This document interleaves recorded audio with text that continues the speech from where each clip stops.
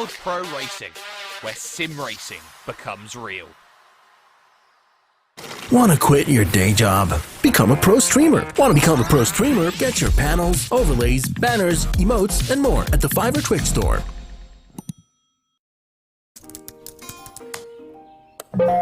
This is bad. Wait, let's just do it ourselves.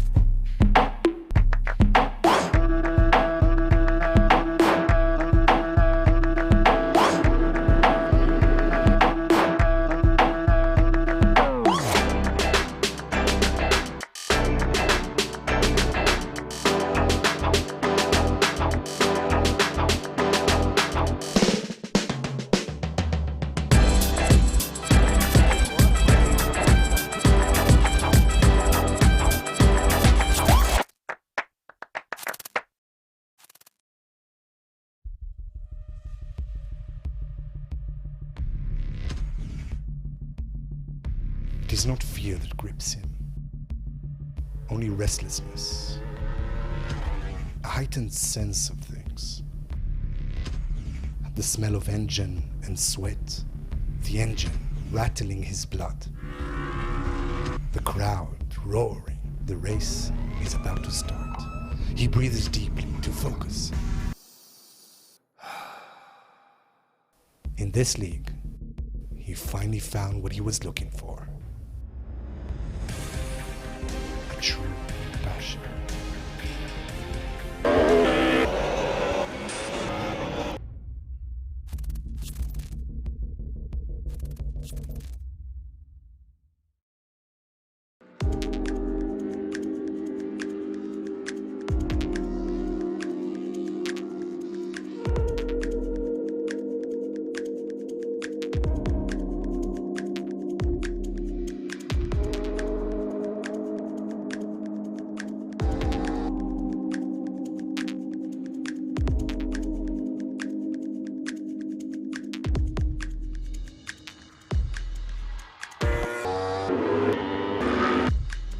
Sono Massimo Paganini e per anni ho cercato una macchina che mi desse gioia, adrenalina nella guida e finalmente l'ho trovata nella G1 Series. Se anche tu vuoi provare una macchina che ti dia gioia e adrenalina, G1 Series 2020.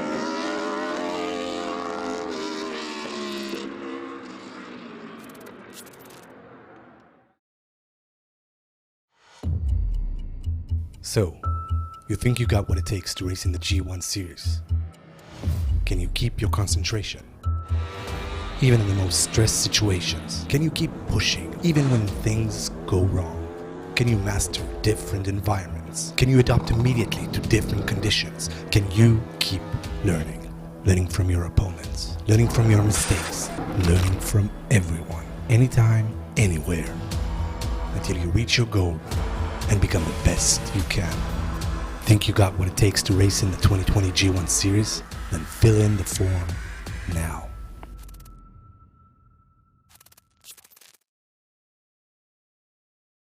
Want real followers?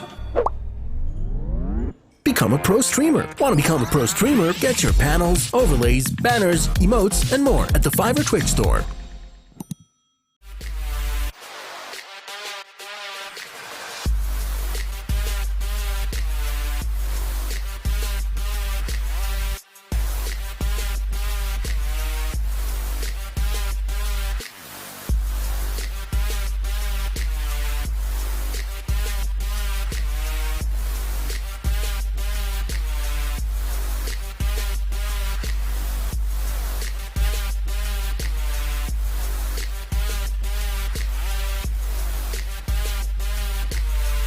World Pro Racing, where sim racing becomes real.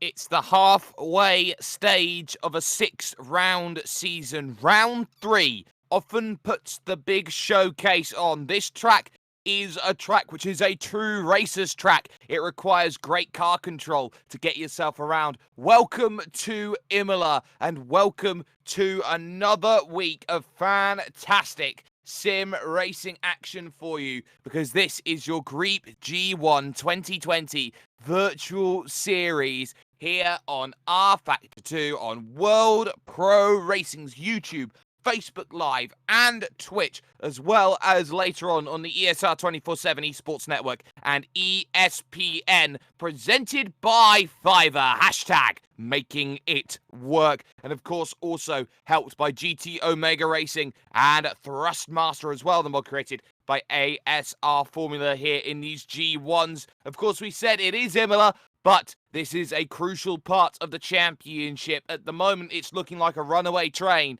is going down the tracks, and the question becomes, can anybody stop this said runaway train at this moment in time? We are heading ourselves over towards practice in a few minutes' time, but some brilliant work has gone on over the course of this season. It's worth talking about how the championship stacks. Firstly, in your amateur category championship, which precedes events that goes on to the pro event and the €5,000 prize pool, which is on and available. But it is so incredibly clear at the moment that this has been a runaway so far for Philip Kraus, who is currently 2 wins out of 2 from Adria and from Silverstone as we head over to Imola. 70 out of 70, with drivers behind like Sam Carpenter in second, already 25 points off the pace at the moment. The only other driver who could potentially climb up the order in this event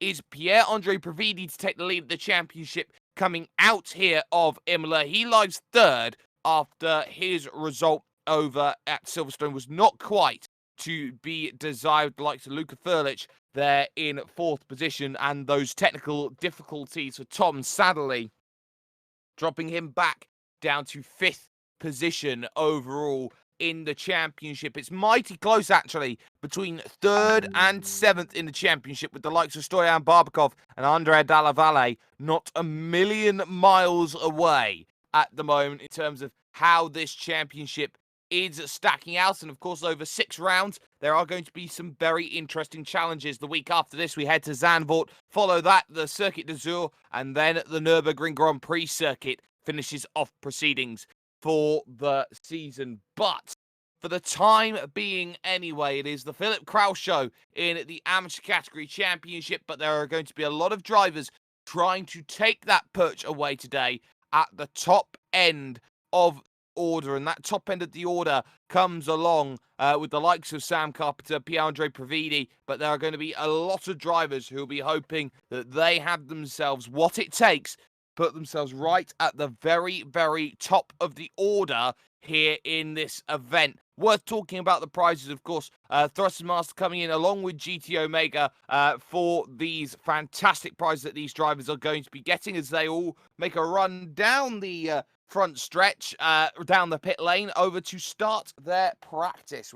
Going to be so very, very important for them here today. They get 10 minutes of official practice going on before they move over towards the next sort of racing action that comes on after that, which will be qualifying, and then a small 5-minute warm-up session before racing does resume in this season for another hour, for another 20 minutes of what is going to be the very, very strong racing that they're going to have. They race total about 1 hour, 40 minutes over the course of the season. So they have to work hard through every single result to make sure that every 20 minutes seems to matter. But let's talk about this circuit for a moment. It goes up, it goes down, it goes all around. It's formerly been the San Marino Grand Prix. It's been the resting place of the legendary Ayrton Senna.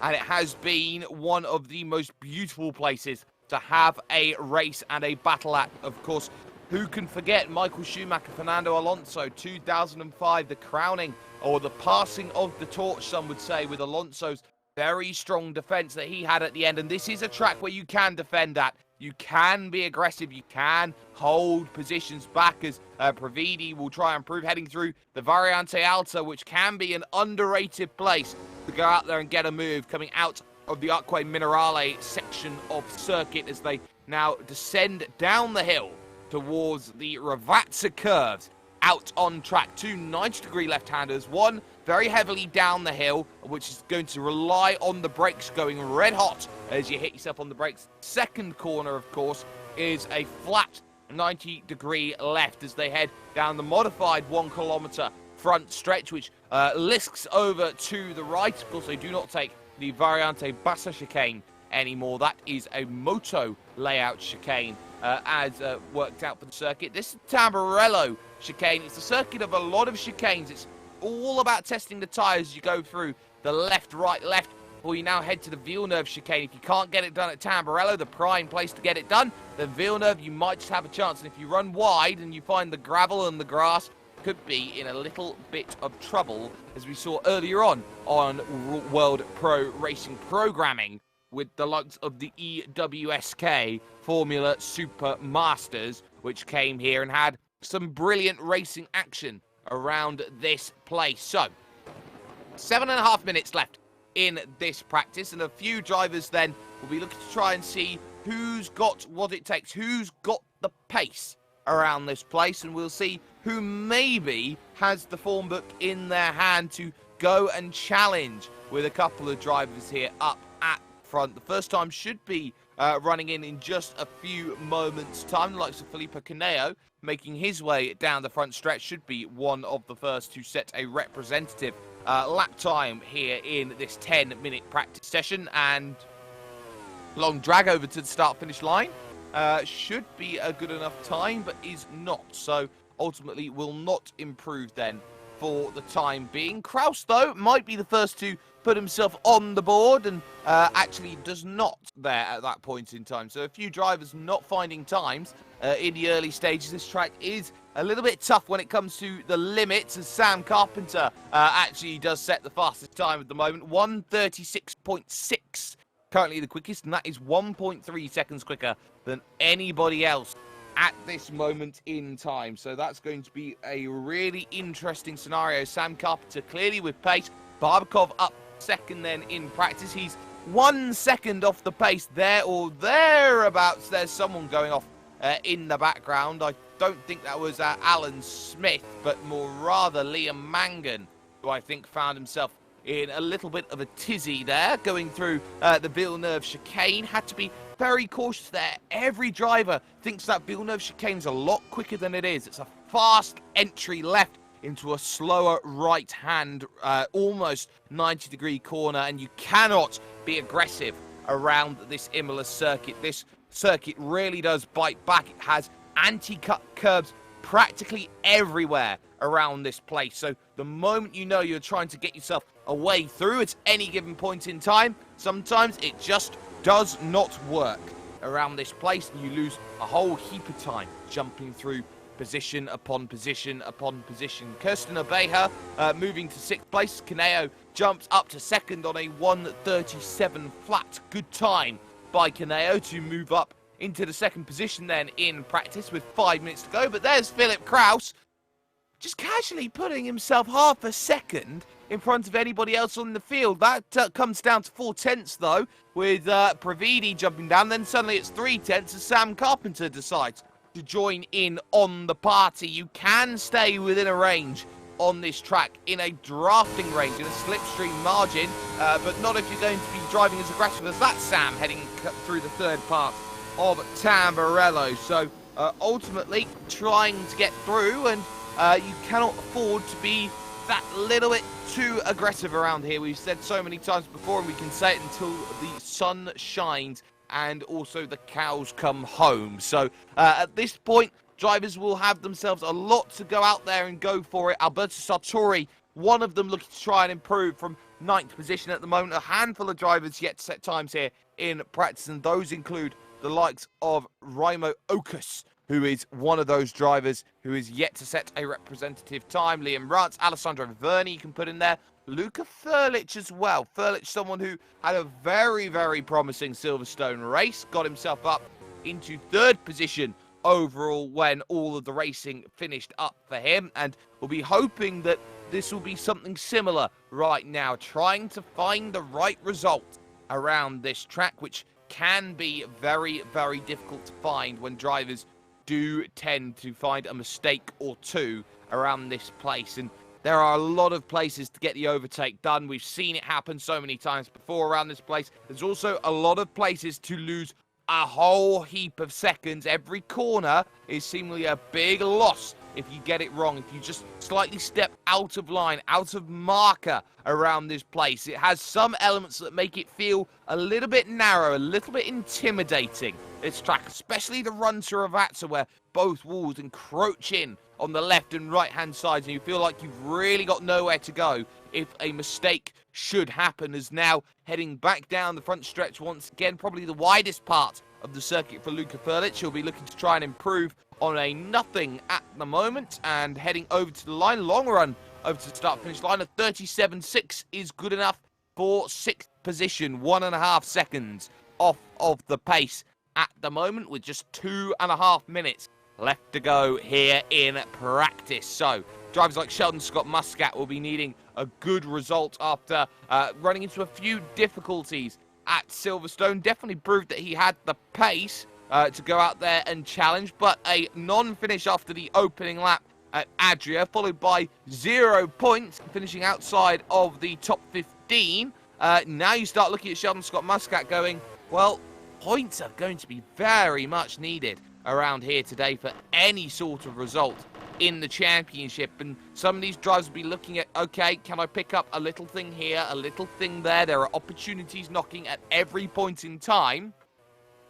It just so happened that these drivers will be looking for the right result here at Imola to take to the second half of the season as they move on to Zandvoort. But some drivers are just finding a whole heap of pace, and Philip Kraus is one of them. He's all of a sudden 0.8 of a second clear of everybody else at this moment. Almost 8.5 over Sam Carpenter. And of course, with pace like this, you start to look and say, well, there are going to be no changes of category going from category Pro to category Am and vice versa, from Am to Pro. But if ever there were a candidate, at the moment, that's the shining light, we could say here, with Philip Kraus up ahead by 0.8 of a second here in practice. If you have not already, though, ladies and gentlemen, please like, share, and subscribe for more great action here when it comes to World Pro Racing. Some brilliant stuff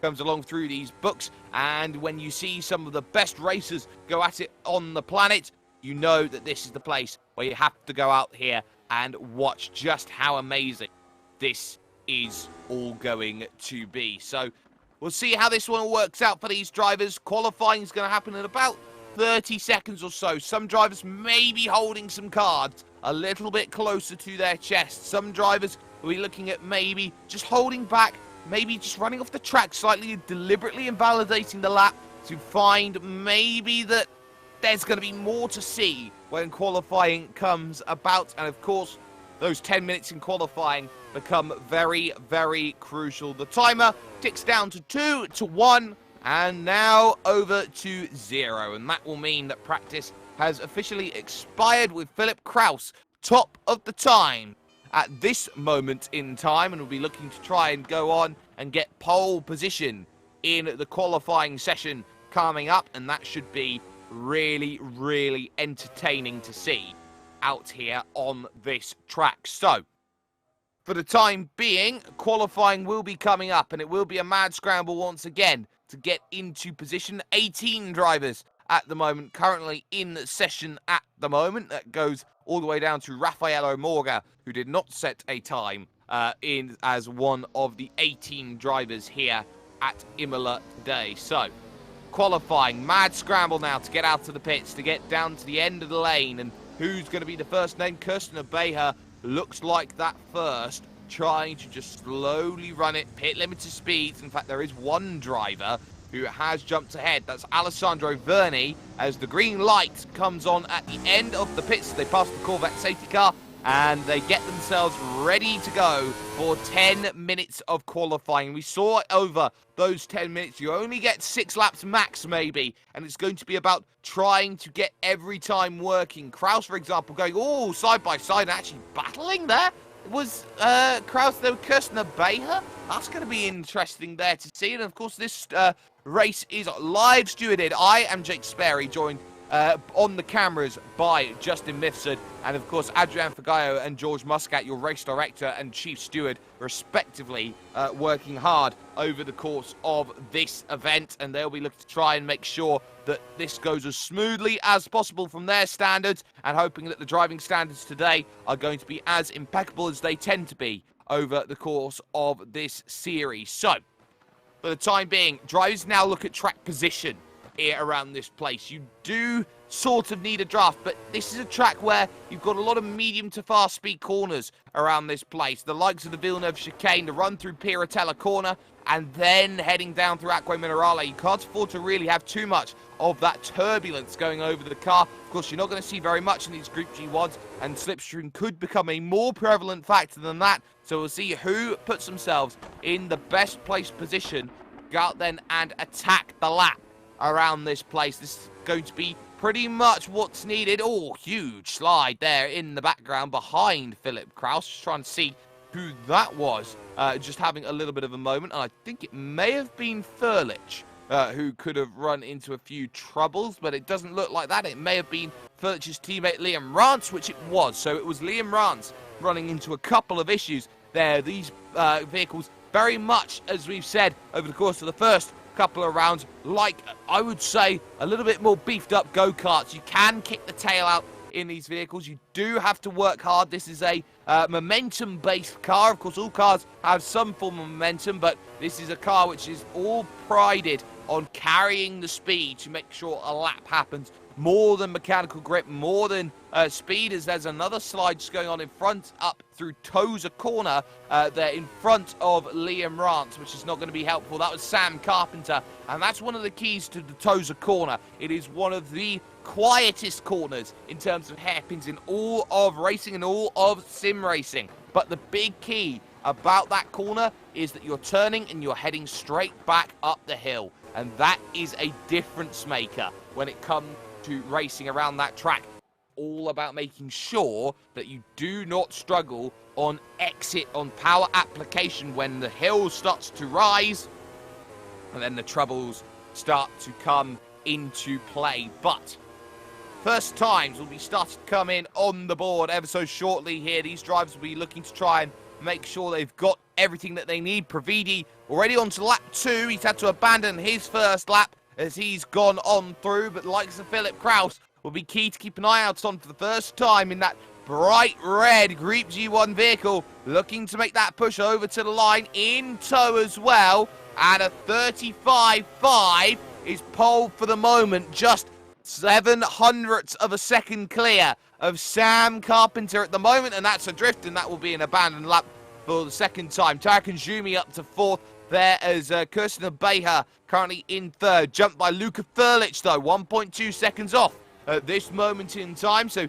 need to find a little bit more. Alan Smith up into 6th on a 1:39, jumped down to 7th because there's Stoyan Barbakov comfortably getting within 1.3 seconds of the pole time there on a 36.9 out on track. So some good times coming in the early stages. Slightly longer laps, slightly more elongated times we're going to see between a few drivers in the grid. Nathan Mifsud has gone 7th on a 38.1 at this moment in time, so he'll be looking to try and get himself going on forward through the field, as he is currently 7th, looking to improve on where he is at this point. So, likes of Sean Scott Muscat out there on a lap. Oh, heavy anti-cut curbs, though, and in the grass. That should be a lap that is invalidated because of it, and some of these drivers are going to be in positions of struggle over the course of this qualifying. Only 2 drivers within a second at the moment. Tells you how tough this circuit is to really maximize, to really unlock in these vehicles, and it is a 2-horse race at the halfway stage then of this qualifying session. Like so Raimo Okus gets set times, Liam Rance, Alessandro Verni jumping up to 6th place on a 37.2. That will be a good news there for Alessandro, then getting himself up to the 3rd row of the grid at the moment, as other drivers will be looking for times as someone jumps up. Liam Mangan is in 10th, but that was Raffaello Morga moving up into 8th position in qualifying on a 1:37.9. He's 2.4 off of pole. Luka Furlic, though, has improved on his time in 3rd position. He is now 6.5 tenths of a second off of pole position at this moment. So Luka Furlic now onto the 2nd row, and this is one of the tracks where you do have a pretty good run heading towards turn number 2.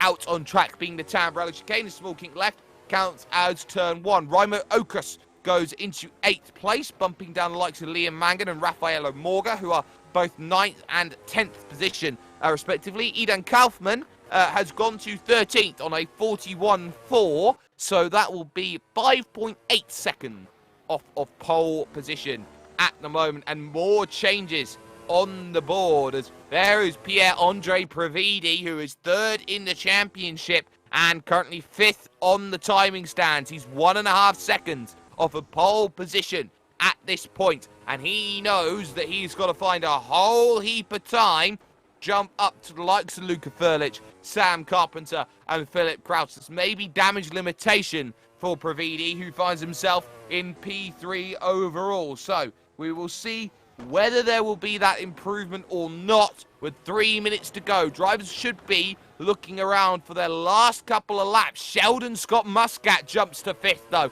Alessandro Verni jumps to 4th. All of a sudden, 4 drivers within a second. Sheldon Scott Muscat, 1.031 off a pole position, which has been set by Philip Kraus, who's out there on track, heading through the 2nd of the Ravazza corners, and now making that push over towards the line. We'll see whether there's improvement. Rance in 8th place now as he's moved up. Caneo now 10th, but here is Kraus looking to improve on a 35.5 and does not improve on that lap time. He did a 35.7, so that's not quite good enough to make that one work. So Kraus looking for a little bit more. Here's Sam Carpenter, who's just behind, and that's an advantage to being just behind in terms of times. 35.616 is best, and he gets himself gearing up for a flyer then as he goes on through. So all coming down to a showdown between Kraus and Carpenter at the moment, but every other driver will be looking to improve. Okus stays 11th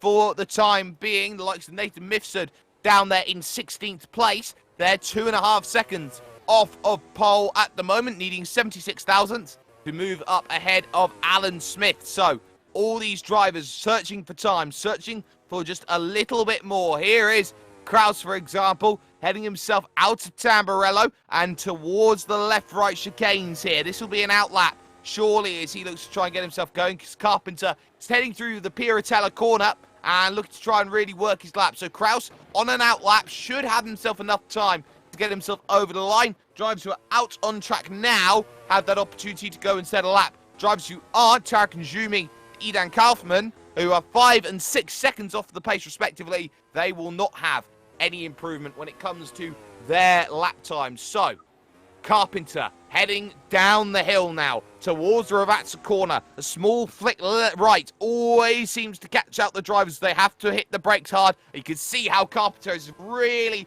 leaning on the rears, trying to go through these corners and out of the final corner, trying to make that run over to the start-finish line. Muscat will not improve on his time. He will go no quicker than the 5th. And there is Sam Carpenter, bumped down by Furlic, 135.5. Carpenter goes quickest, 135.375. Suddenly, Philip Kraus needs to find a lap at the death here that gets him an extra 10th. Furlic will go no quicker, and he will start no higher than 3rd. This is Alessandro Verni making his way over the line. I expect this to be an outlap potentially here in terms of times, and over the line, no shades of improvement right now. Pravidi's in the gravel, so he won't improve. Barbakov in 6th can, and also Sam Carpenter's going for another go around. So what can Philip Kraus find on his lap 10 seconds to go here in qualifying. Kaneo will get over the line, and I expect maybe the likes of Liam Rance will have one more go. Yes, Liam Rance will. He's 8th at the moment, and he decides,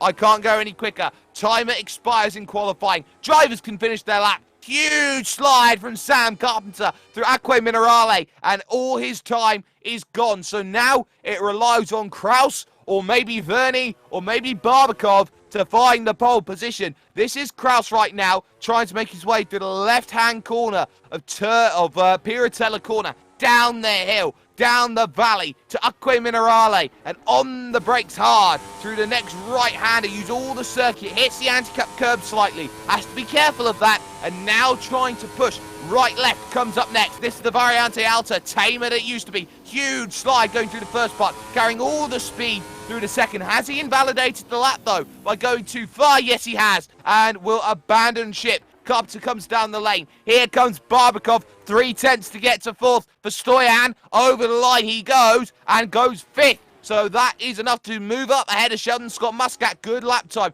Only 2 drivers can improve. Raimo Okus is one of them, coming to the line, and goes 5th on a 36.4. He found that out of his back pocket. He's been nowhere all qualifying, and he's just found it. Kaneo will be the last driver over the line, and will need to improve on 11th place. Ran a little bit wide there through the final corner. Has that cost him the lap as he goes on through? He's 2 seconds off the pace, and he's 2/10 to get to Kirsten Abeja at the moment. Over the line goes Kaneo, and he does not improve. So Carpenter will be on pole position with Kraus alongside Furlich, Vernie, Okus, Barbakov, Muscat, Providi, Ranson, Abeja, your top 10. But we're going to pay a couple of bills here, ladies and gentlemen. Racing action resumes after this.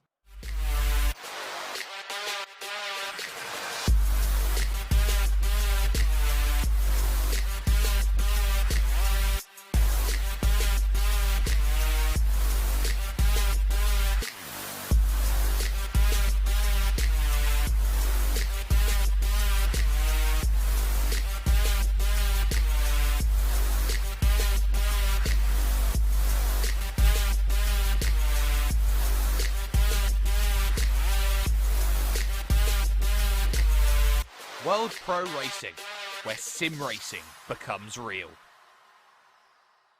Want to quit your day job? Become a pro streamer. Want to become a pro streamer? Get your panels, overlays, banners, emotes, and more at the Fiverr Twitch store.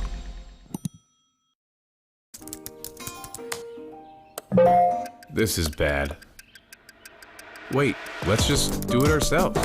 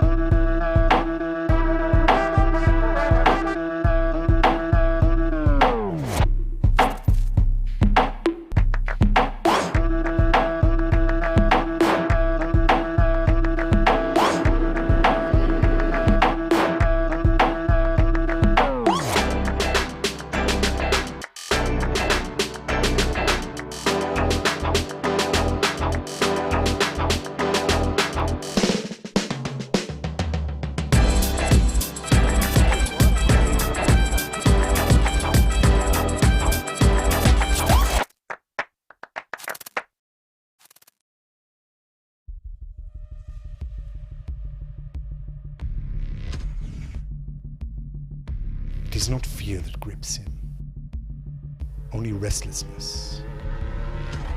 a heightened sense of things. The smell of engine and sweat, the engine rattling his blood, the crowd roaring. The race is about to start. He breathes deeply to focus. In this league, he finally found what he was looking for. A true passion.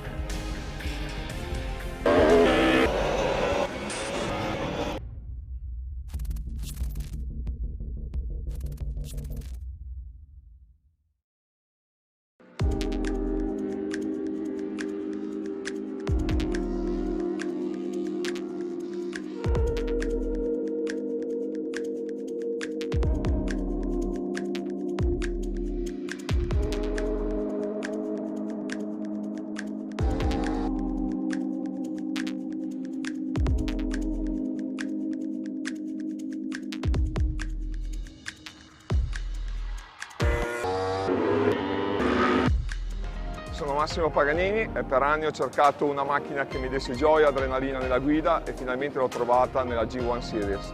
Se anche tu vuoi provare una macchina che ti dia gioia e adrenalina, G1 Series 2020.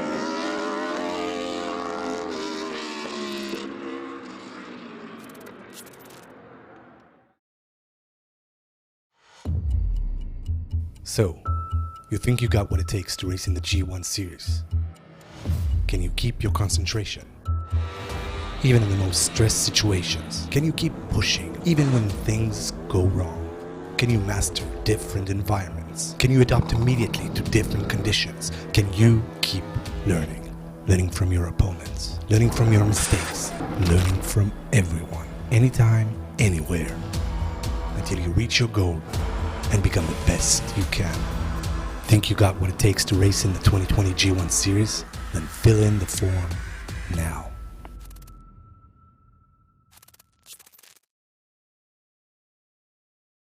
Want real followers? Become a pro streamer. Want to become a pro streamer? Get your panels, overlays, banners, emotes, and more at the Fiverr Twitch store.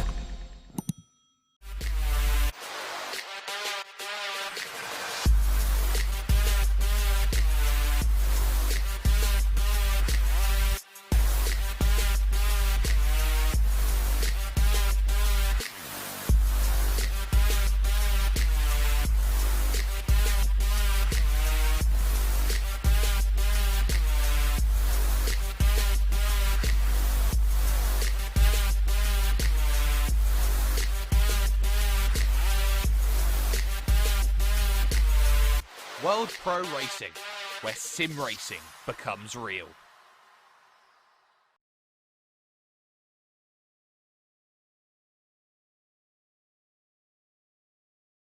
And welcome back, ladies and gentlemen, to your Griiip G1 fantastic Virtual Series 2020. And I say fantastic because we had a real showdown in qualifying. It looked like it was going to be a two-horse race all the way, but it was ultimately just a two-horse race.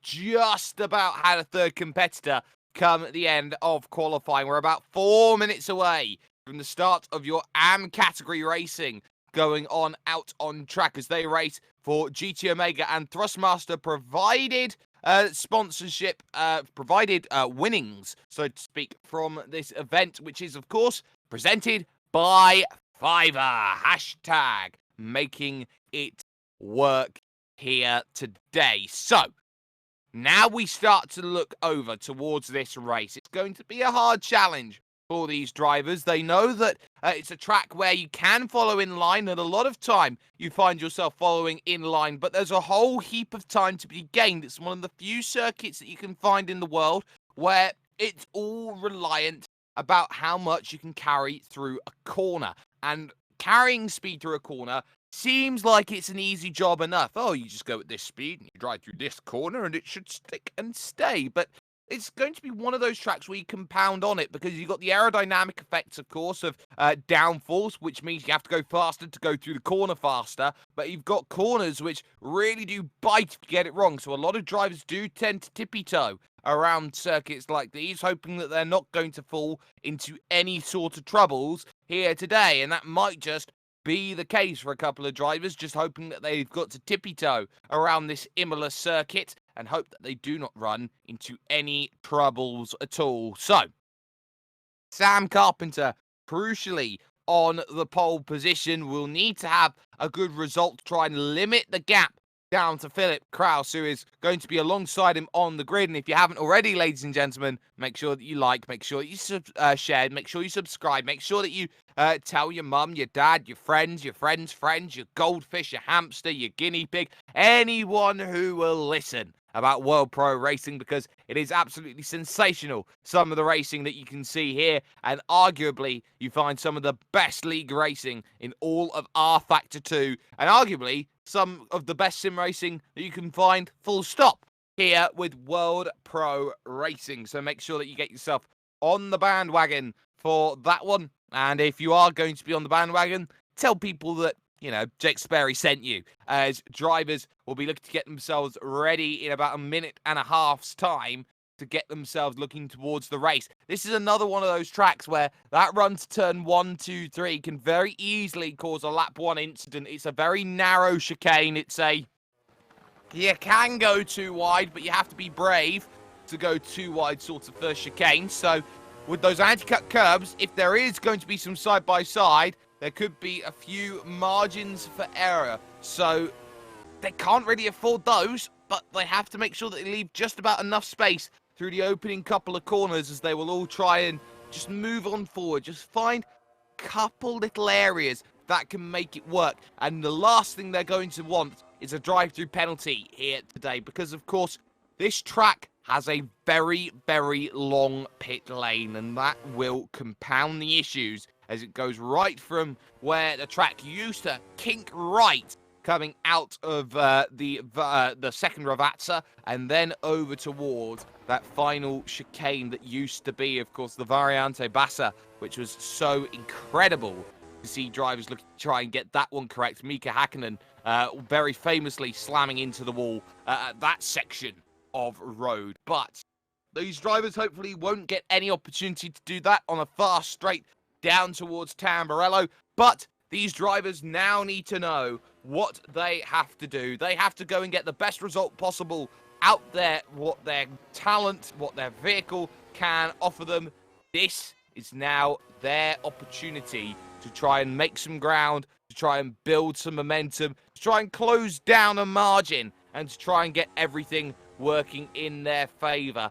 Warm-up is all but complete, so in the next couple of moments we're going to take ourselves down to the starting grid and work out how everybody stacked up after qualifying in full, and then we'll get ourselves hopefully a pace lap and then get everybody running around with a good run as they battle against the time, try and make sure that everything all works out. So confirmation, Sam Carpenter on pole position with Philip Kraus, the man who has won the opening 2 rounds of this AM category championship alongside. Following that is Luca Furlich and Alessandro Verni, 3rd and 4th, with Reimer Okus in 5th and Stoyan Barbakov in 6th. Sheldon Scott Muscat starts 7th with Pierre-Andre Previdi in 8th. Liam Rance starts 9th, and it will be Kirsten Abeja rounding out the top 10. Following that, Filippo Caneo, Liam Mangan, Alberto Sartori, Raffaello Morga, Alan Smith, it will be a pace lap, Nathan Mifsud, Idan Kaufman in 17th, and Tarek Njumi, who's been struggling a little bit here today with staying in server. He will start at the back of the grid on the outside of the 9th row here in 18th position. And of course, top 15 score, 35 points for a race win here in this series. But what's crucial is how those points stack out. It's 35 for a win, and then it's 5-point margins, 30 for 2nd, 25 for 3rd, 20 for 4th, 15 for 5th, and then 10 points for a 6th place finish. After that, it's 1 point down all the way to that 15th place, which holds 1 solitary point, which last time out belonged to Christian Pintz, who got himself through into that 1 point. He's not here today, but ultimately we hope to see him back and hope to see him racing very, very soon. We are starting to hit the hot season in Europe right now as we head from May, looking towards June, coming up very soon. So these drivers will soon, if they are in that European peninsula, have the issue of dealing with hotter and hotter conditions to try and race with and try and work in and get those results. And that's something that's often not talked about, is the fact that these drivers who do find themselves in really hot temperatures, yes, it may be later in the day, so to speak, this series is being run, but they still have to deal with incredibly hot room temperatures with pretty hot equipment that they'll be running about with. So they've got to keep that in mind, that the longer this series goes on, 6 weeks back to back to back to back to back to back, as they will all go. So not really a large turnaround, and with some drivers in the pro category getting themselves big drives for Le Mans coming up, and that huge announcement from ACO, I think quite a few different drivers may look at their priorities and think, well, 5,000 is nice, but what's going to get me the most attention over the course of racing? So that's going to be in the back of a couple of people's minds later on. But these drivers, they know what they're racing for. They don't often get as many opportunities as those who are right up there at the very top, but this is time to showcase their pace, as the drivers like Sam Carpenter will now start sighting for a grid slot here out on track. And when they do find that grid slot, they'll be waiting for the last driver to hit that mark and make sure that they can have the best start available here today. So Sam Carpenter looking for his stall. It's going to be on the front. He'll have the inside into turn number 1. He's also got the nice grippy tarmac there on the inside, so he'll have the best possible start available. Watch out though for Kraus on the dirty side. Alessandro Verni from 4th had a fantastic qualifying as well. Could make some great progress. Barbakov can get hot-headed. Needs to try and find some good results. Everybody up on the grid then. Lights will start to come on. And let's get ourselves ready for racing action. 20 minutes starts now. And Sam Carpenter has absolutely blitzed away off of the start. Small struggles a little bit further back. Some too wide going on. It looks like it's going to be Verni having to defend here into the opening stages of the corners here. Into Tamburello for the first time. Okus making a way through then on Barbakov, just about holding off the position. Vehicle going off wide. That's Pravidi's going to drop back. Maybe a handful of positions, about 5 as they go through. Some side-by-sides of Beha currently drops back a little bit. Kaneo trying to get through on Sheldon Scott Muscat, and does so with a bit of contact. Muscat's going to go hard into the gravel and drop all the way back, but Sam Carpenter unchallenged then off of the start. So they head up through Toza for the very first time then in this race. Drivers making positions. Here's Liam Rance trying to find a way through on Stoyan Barbakov for 6th position up at Piratella corner. It's a 90-degree left-hand bend. Going to be close. Contact as they go through, but ultimately it's going to be enough to go down the hill at Acqua Minerale. And is there going to be a look on the outside? No, there's not. Liam Rance hits the brakes very, very early, and through then goes Barbakov, but Barbakov has run wide, and there's some side-by-side here as Luka Furlic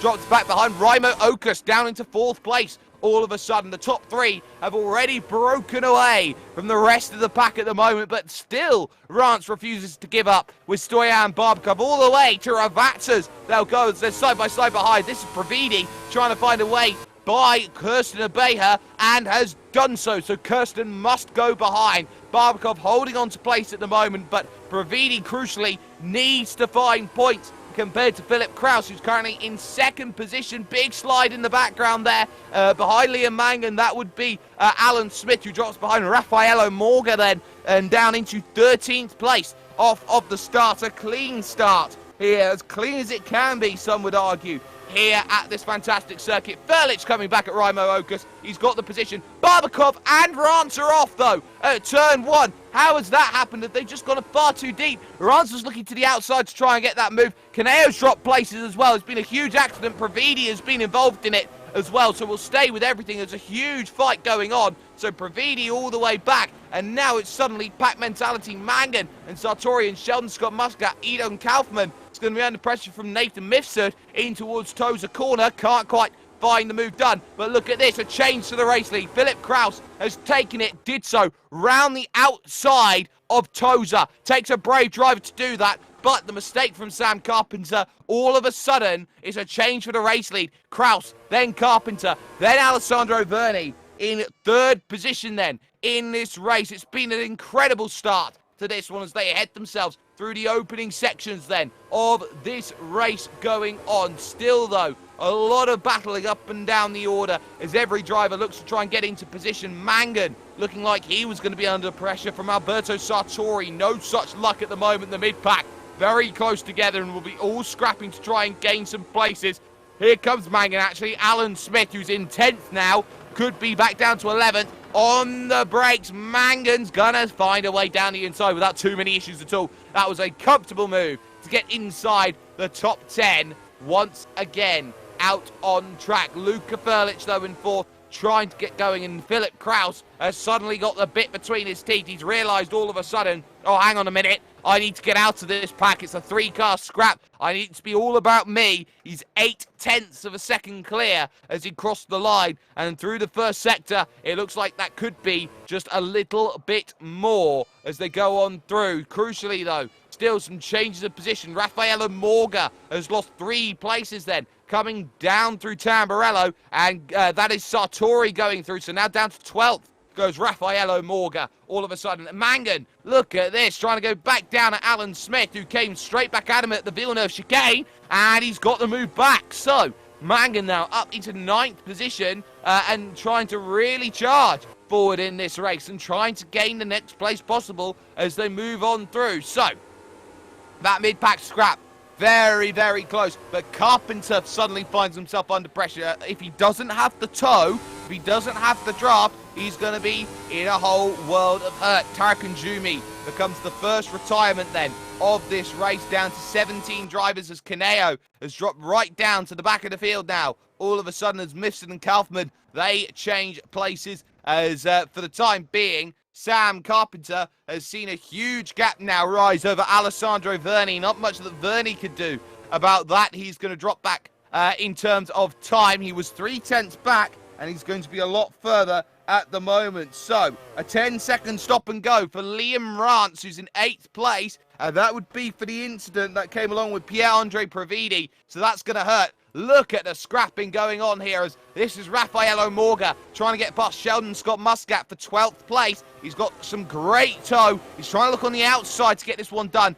and he's going to try and get himself back to the inside quickly. Has he got it? So Noah's Ark too wide, too deep, as behind that there's a change, and off goes Alan Smith. Is that Alan Smith who's gone off? Yes, it is. So Sartori up to 8. Smith's now slow, so Alan Smith running off into mistakes down at turn number 2. So how has that one happened for Alan as he went on through on the brakes? There behind him was trying to look a move, but he just caught the cousin. Actually, there was another car off there, and that was, I believe, Liam Rance as well. So Rance not only will have a drive-through penalty, but he had a spin down at turn 2. So all of a sudden, all that time is going away. Now at the front of the field, though, Sam Carpenter has suddenly got the bit between his teeth once again. He realised very quickly he can't let Philip Kraus run away, and he's starting to close that gap back down. 6.5 tenths at the last sector, and now trying to close down even more. We are 6 minutes in, out of the 20 right now, and on the brakes into the left-handers.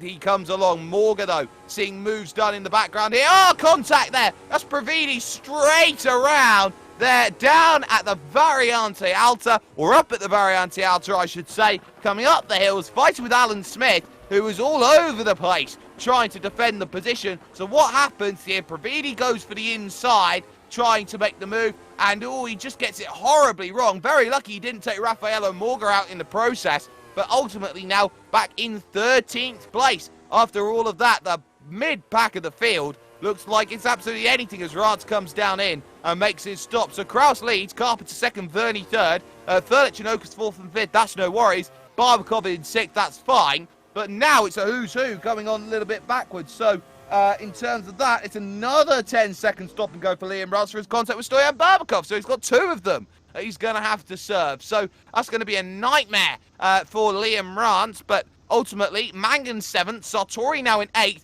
And here's Raffaello Morga under pressure from Sheldon Scott Muscat as there's contact, and that's Pravidi going to go into the tyres. They're heading through the Villeneuve chicane with side-by-side with Idan Kaufman, who, remember, really struggled in qualifying, doesn't really have as much pace. You can see Pravidi had all sorts for him as he tried to go to the inside, but ultimately on the brakes through the right. Was there contact on entry? Yes, there was, tyre to tyre, and Pravidi hit the tyre bundle there in the wrong part of the circuit. That would not have been part of the plan. Mark my word. Still though, Sam Carpenter chasing down Philip Kraus. Here's the halfway stage. We'll come along in the next lap and a little bit then in this race, and it has been an entertaining start to proceedings. We'll see if they can carry on with the way that things are going right now. Over the start-finish line to get 0.4 of a second into Tamburello, and not close enough yet is Sam Carpenter. Now he's got to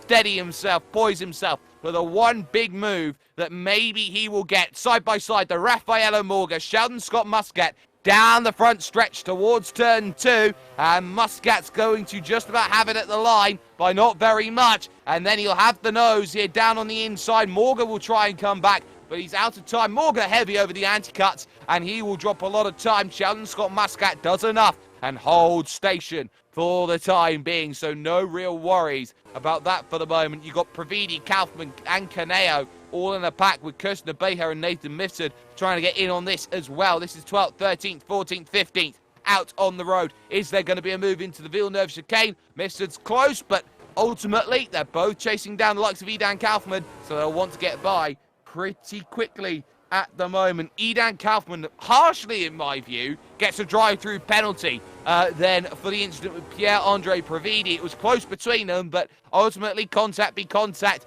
and contact be more contact as they went on forward. So now he's got to start looking at times right now, because I think Alessandro Verni here might not be a million of miles away safe for this podium. Luka Furlic is not too far away. He's only 2 seconds down the road in terms of battles, so this could get a little bit more aggressive in the not too distant future. Sam Carpenter though, again in the draft, 0.4 of a second, again crossing the line, again stuck in a range, but now this is the holding pattern which drivers tend to find that struggle with. They've got to make sure that they find that move. If they don't find the move, then there's going to be all sorts of hurt that are going to come along for it. So Sam Carpenter through the left, through the right of Villeneuve, taking a very even line compared to Philip Kraus. They were very similar as they went on through, but a wider entry for Sam Carpenter, trying to open up the exit as much as possible. This is going to be a tall order to try and get this move done and to move up another position in this race. Pravidi, though, under pressure. This is Edan Kaufman, who's just gone by, or actually he's just got by Kaufman right now. Kaufman needs to come in, serve his drive-through penalty. Missed it, trying to go around the outside now and get the move done. Oh, that's brave to take all 4 tyres on the grass and still has himself alongside for Villeneuve. This is going to be a big move, but he can't quite get it alongside. Position stays the same for the time being as they keep on in this race at half distance. Kraus from Carpenter, from Verni, from Furlich, from Okus. At the moment, those drivers pretty much all on islands, so to speak, as they have their scraps out on track. Here's a Beher trying to go through on Kaufman. Mifsud got his move through and around the outside of Piratella. Little bit of the outside there, but Beher has done just enough. Here comes a look maybe for the race lead. Sam Carpenter trying to get close enough to get a dive down at turn 1. You can see the gap, 1/10 as they went over the line. Going to look the outside way to try and get this move done, and he can't quite get himself there on the brakes. But has Kraus pushed a little bit too far wide, heading through that opening Tamburello chicane? You can see how close Sam Carpenter is, but he is just not quite close enough as they head through the left-right chicane of Villeneuve. And now, yes, heading towards Tozer's hairpin on the brakes up the hill once again. So it's going to be an interesting scrap right now. We're seeing drivers looking at every position, hoping there's going to be a change, but at the moment they are very much struggling to go out there and find any meaningful overtakes at this moment in time. Back up the hill and down the hill again go your leading two, who currently need to just focus on themselves. They've got the gap to the car behind, and a lot of curb taken by Kraus coming out of Aqua Minerale there. He's got to be careful about running too wide, but Sam Carpenter just sitting, just waiting, just scouting for that chance, and that chance should come, but he's got to stay close, and that's the only key he's got. Stay close, force the mistake out of Philip Kraus. He'll be there for lap after lap the way that Kraus defends. Mark my words about it at this point in time. In terms of other battles, here's some side-by-side. This is Pravidi trying to find a way through on Felipe Caneo. This is for 12th and 13th places here in this race, down the hill of Acque Minerale and trying to get the move sorted. Not quite there for the time being, as once more the leaders nose to tail over the start-finish line. Once more the outside line looking from Sam Carpenter. Once more not close enough to lunge on the brakes down the inside to force Kraus off his line. Not quite has been the story of this race so far. To Villeneuve, again, close, but you need to be alongside at the Villeneuve chicane. Not quite. Slide there from Carpenter. In terms of Pravidi's battle, he has fallen behind Caneo, and Pravidi would be on for just 3 points here and would lose a whole heap of ground as long as the championship stays going. Liam Rance, though, is out. Down at turn number 2, I believe it is. The suspension gives it up over the anti-cut curves and straight on into the tyres with a hefty thump. Liam Rance, who's had troubles all day long, out. Side by side, Misson and Abeja going at it, and it is Kirsten Abeja who just manages to hold the place. Nathan Mifsud stuck behind and will have to wait just a bit longer for any opportunities here. Wide line from Kraus once more, and once again, you start to look at the same old positions. P1, P2, still close, still fighting, still going to be on for it. Sam Carpenter's got to find the overtake, and not only does he have to do it, he's got to do it soon. He's running out of laps to make sure that that happens, but he gets a good run out of the second Ravazza, and he's had that time and time again, but I don't think he's close enough compared to where he was a few laps ago. That gap's going to be tight, but not enough. You feel 2 tenths again. That's not quite a position, but this time it's not guarded as he thinks about getting in the mirrors. Down on the inside, trying to force Kraus into a mistake, but Kraus is having absolutely none of it at the moment. Philip Kraus doing enough here to hold Sam Carpenter at bay at this moment in time. Also, this battle starts to close. 8th and 9th position. Sheldon Scott Muscat trying to get back past Alberto Sartori here to try and get that 8th position, and it's going to be a crucial fight here for Sheldon. Remember, he's not scored any points in the first 2 races here going on, and is that the engine? That's the engine for Alberto Sartori, giving up the ghost on the downshift, and Sartori is going to be out as the engine blows up. So Alberto Sartori, race over from 8th position, and that is a huge shame. We were getting geared up for a battle, but Alberto Sartori's engine gives up the ghost as they go on through Tamburello. Carpenter, heavy over the anti-cut curves, has to try and take a wider line going forward.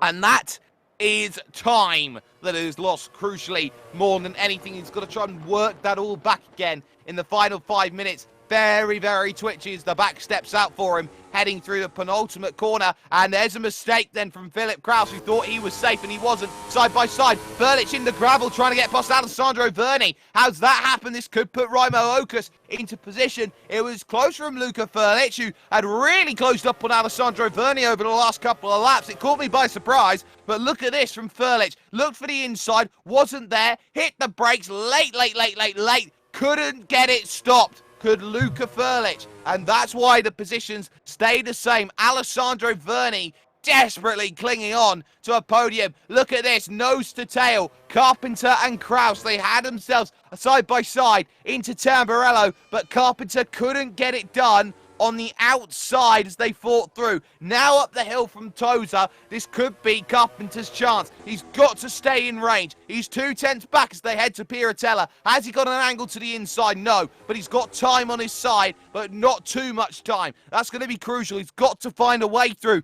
Down the hill, Acque Minerale. Nathan Mifsud comes into pit. That will be for a cut track penalty. Mark my words about that. And of course, 3rd, 4th, 5th, Verni holding off Berlich, holding off Okus. At the moment here in this one, 7 seconds off of these two at the front. Carpenter again aggressive over the curbs, which Kraus is mastering here. The Variante Alta is the great equalizer. Kaufman also pits out on track So Sam Carpenter, what does he have available at this point? On the brakes, into the left then, and now one more left comes along, and again, the time just evaporates over the lap, and he can't find it. All the draft in the world isn't helping. Same for third, fourth, fifth. All the draft in the world just isn't enough right now. You've also got this one going on. Rafael Omorga and Alan Smith for 9th and 10th place. They're going to be close, and Smith's got a really good run here. May actually have a look to the inside here at the Variante Alta. He does. On the brakes he goes. Rafael Omorga scared into making that error and drops 2 seconds for his troubles. Look at this from Carpenter, all over the wing mirrors. He's been there all race long. We should have 2 laps to go here, ladies and gentlemen. This all of a sudden becomes a key battle. Can Sam Carpenter find that way through on the man who's got 2 straight race wins? If you talk about the colours, they are reversed from Ferrari and Renault, so we'll see. Maybe Sam Carpenter might just have to play the Michael Schumacher role here and stay behind, but he's got to find the move, and this has been the crucial fact. He hasn't been able to get himself that decisive overtake, that look-in, that eye-opening move. And is the mistake coming? He's got to get this section right. Maybe he'll have a crack at Ravazza this lap through. He'll have 1 lap after this. It's close behind Vernie Furlich-Okus, but they're not going to be close enough for a move into this section. Mark my words, this is going to be a grandstand last lap. Here comes one Sam Carpenter trying to get himself in a range. Has he got himself on the brakes here? No. He'll wait for the prime spot. Look how aggressive Kraus is. Going through the first Ravazza, using gravity to his advantage. Through the second corner, pulls out a little bit of a gap, but now here comes the push from one Mr. Sam Carpenter. It's immediately defensive from Philip Kraus, taking the widest line available, making sure he's covering it for the white flag lap, the last lap here in this AM event. Carpenter to the outside, trying to find the move, and he's going to go all the way through. Over the anti-cut curbs he goes, but he's able to keep himself in line. So Kraus now, all of a sudden, has the breakaway. Traffic gets involved, but it stays out of the way. That's Nathan Mifsud there. But ultimately, Sam Carpenter, the chance you feel has just about evaporated at turn number 2. He had the look in, but ultimately, he's relying now on a rare thing from Philip Kraus, and that is a mistake at this moment in time. Luca Furlich still within a touching distance of Alessandro Verni, but the gap is 0.6 of a second at this moment, and it could just be one bridge too far for Luca Furlich to get back up onto the podium. Providi will come down in the final laps for his drive-through penalty that he's got for cutting the track too much. But Sam Carpenter, has he got anything left? Is there a mistake at this chicane? Answer is no. Philip Kraus needs just 2 Ravazza corners to be fine. He's had 1 little hiccup going through Ravazza 2 once only in this race, but he was able to get it to the line quick enough. Final couple corners come along. Ravazza 1 is absolutely fine for Philip Kraus. Ravazza 2, over the curb slightly, but no dramas at all. Philip Kraus will come through the final couple of kinks, and he has had to work hard for this victory. Mark my words about it. 3 from 3. The title looking more in reach for Philip Kraus. Carpenter's damage limitation is second, and Alessandro Verni will come home and pick up a podium then ahead of Furlich and Okus out on circuit. So great work then in terms of those drivers to get those battles. The last drivers will be making pushes over towards the line, but they are gapped pretty considerably right now. Mangan and Sheldon Scott Muscat, the closest of them at the moment. 1.3 seconds though,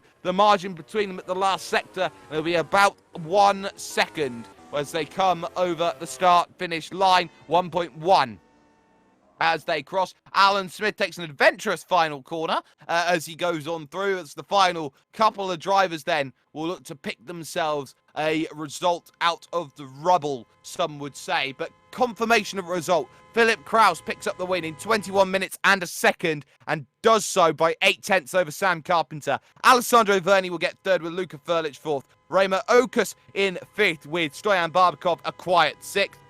Liam Mangan is going to be 7th with 8th place to Sheldon Scott Muscat. Alan Smith gets 9th place with Rafael Omorga rounding out the top 10. And then there's Felipe Caneo in 11th. Kirsten Beja gets 12th. Pierre-Andre Providi 13th. Idan Kaufman 14th place. 1 point for a lap down Nathan Mifsud and everybody else is on the retirement shelf. The engine blew up for Alberto Sartori. Liam Rance found himself with suspension troubles and damage galore and penalties galore, and Tarek Kanjumi having issues that he could not rid himself of over the course of the racing. So that's the confirmation of the results. Brilliant racing that's gone on as we have Alessandro Verni here, who came home in 3rd position. Alessandro, when we talk about actually how important that race was, unable to stay with the top guys, but had to really fight for that podium. Hi everyone. Yes, it's a very hard fight for the 3rd position. For the first lap, I tried to catch the first 2 drivers, but they gone away after the 3rd lap. So I managed my gap with the 4th. I made a little mistakes. I was on the grass, so I lost 1 second, and the guys behind me catch me. So we do the 7 lap remaining together. It was very hard, but I managed the gap with maybe a low aero, so I can keep the P3. It was good because I was P3 in Silverstone, but I made mistakes, so I lost it. And now I'm my home GP. I got my podium. Well, I live about 5 kilometers from Imola, so it's my really home GP. Well, some crucial points coming in for you. Of course, you've had 2 home GPs, so to speak, with Adria as well. But in terms of how difficult that race was, there was one moment where it could have so very easily have gone wrong as Luka Furlich tried to dive down the inside of you. Was it a case there at Ravazza of just keeping that wide line and hoping that you had faith in the driver that you were battling, that he was just going to run a little bit too deep? Yeah, I see him. He come on the inside. I left him to come inside because I brake early, and he go too much. He got too much speed in the corner, so he got out of on the grass, and I come back in that position. I hope that he will make mistakes, and fortunately, he done it. Well, the mistake was there, but you look over to a week's time, Zandvoort coming up next, and that's going to be a very entertaining track, a very interesting track to go and have the battle out, especially with a new Zandvoort in the R Factor 2 works and in the system right now. So in terms of how you feel Zandvoort's going to really affect the way that you take this racing, there's a lot of similarities in terms of the way that Imola and Zandvoort really run. Do you feel like you're in the same place and it's going to be pretty much similar 1 week on?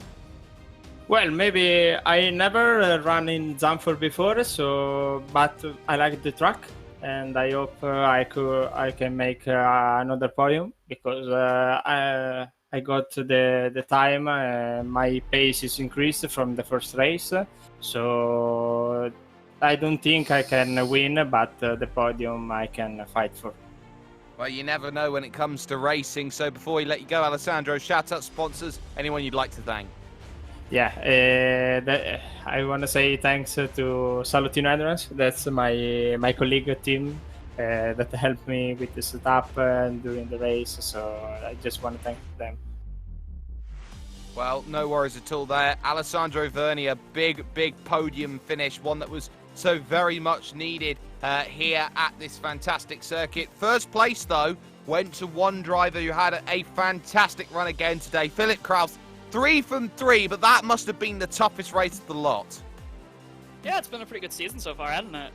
That was definitely the toughest race this season. I don't think I was the quickest car, sorry, but Sam was definitely quicker than me today. I just got lucky when I got around him at the start of the race, and we were both pretty timid around each other because we didn't really want to get into each other, crash each other, ruin each other's races when we had a big gap over third. So I think that probably contributed to me holding the position because I think if we pushed a bit harder, he probably would have got me. Well, it was a very tough battle. It seemed like at every opportunity down at Tamburello, it was a case of too wide or getting close to that too wide margin. Was it always going to be a case of just trying to use as much of the tyre as you possibly could just to keep Sam at an arm's distance so you had that buffer coming down that 1K straight? Yeah, I wasn't really saving tires the whole race. It was max attack on the track the whole race, but when I got next to him, I tried to give him enough room to make sure we stayed clean. Well, some good battling that you definitely showed, and now your championship lead is going to jump up. You've got 30 points now in terms of a margin right up at the very top. So from 30 points up at the top, do you feel like you're going to be in a position now, one race in the back pocket, maybe you can start looking at trying to close out potentially to the championship? Hopefully, we'll see. Obviously, there's 3 races still to go. Nothing's guaranteed, but I feel like if I continue on the form I've had the first 3 races, there's definitely a good chance. There's definitely going to be a fantastic chance of that. So, Philip, a big victory, 3rd in a row. Shout out sponsors, anyone you'd like to thank. Just a big thanks to HM Engineering for having me and helping me do this every week, really. Without them, I probably wouldn't be here. Well, Philip Kraus then, a big victory, 3 in a row. And it was some fantastic work that came along. We do apologise for some of the audio issues that we just had there, ladies and gentlemen, but we've hopefully got them fixed as Sam Carpenter came home in 2nd position and joins me right now. Sam, that must be a really frustrating race, having pole position, having to really fight hard, being tucked up underneath for the majority of that race behind Phil, and ultimately just not being able to find the move when it mattered. Yeah, it was... The pole was a surprise, really. Hadn't really done too many laps before today. In fact, I only purchased the Imola track today. But yeah, the pole was very much a surprise. And I knew that with that big long straight, if somebody was within 3-4 tenths race pace wise, I'd be able to stick on the back. And I tend to take a little bit longer to sort of get up to my race pace and get in a comfortable sort of window in the race anyway. So I wasn't too surprised when Phil came past, and I do like chasing as well. It was just a matter of trying to get on the inside for turn 1. I always found myself on the outside, and you're just going to get pinched for turn 2 after that. So it was, I had a nice straight line speed advantage with the slipstream, but just couldn't do anything with it. Well, it was always going to be a tough little battle, but ultimately it was one that didn't quite pay off for you. But in terms of how that track really has been all about mistakes and who made the least mistakes, there was one chance that you had with Kraus making a mistake coming out of the 2nd Ravazza. Was that maybe the chance that you had a little sniff of picking up that victory, knowing as well at the fact that maybe momentum would have been key to try and break the streak of back-to-back race victories, knowing that you need to stay within maybe 1 race wins distance? Yeah, I just... The thing with going for the moves into turn 1 was...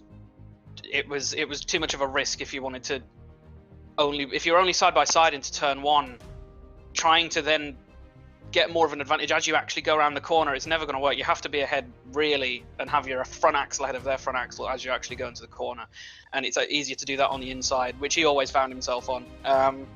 But yeah, even if I'd got ahead, I feel like because we had very similar setups, because he had the straight line speed advantage on me when he was behind me, and I had it on him when I was behind him. So it's just the slipstream was very effective, and I still think he would have stayed right behind and at least come at me for another attempt of an overtake if he was behind me. But yeah, it's just calculated risks, and a lot of the time I just had to pull out of the committing to the overtake. Do you feel like the story is going to be the same in 1 week's time at Zandvoort, or do you think that you're going to potentially have a little bit of an increase in pace or maybe an increase in consistency to put that result up on the table? Well, I think me and Phil are very similar drivers. If it's us two again, I don't know. There could be people out there that are a lot better at Zandvoort, but I think it's a bit of an unknown for everybody, really. And I just hope that if we do end up battling next time, that some more opportunities present themselves. Well, the floor is yours, Sam. Shout out sponsors. Anyone you'd like to thank for your 2nd place finish? Thrustmaster, obviously. I know they're sponsors of WPR, who run the whole Griiip thing. Had a full setup with them now for about 4 years, and couldn't really ask for better. Sam Carpenter then coming home in 2nd position overall. But stay with us here on World Pro Racing, of course, on the ESR 24/7 network and on ESPN as well, because your Griiip G1 2020 Virtual Series presented by Fiverr is coming back with the pro event after this.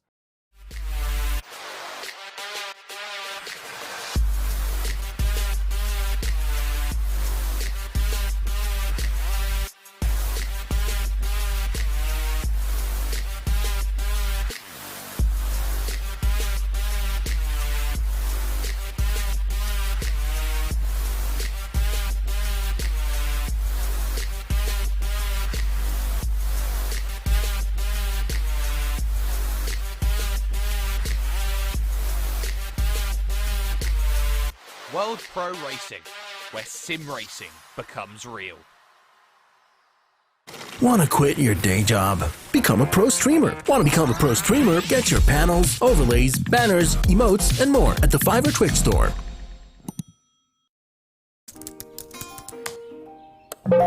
This is bad. Wait, let's just do it ourselves.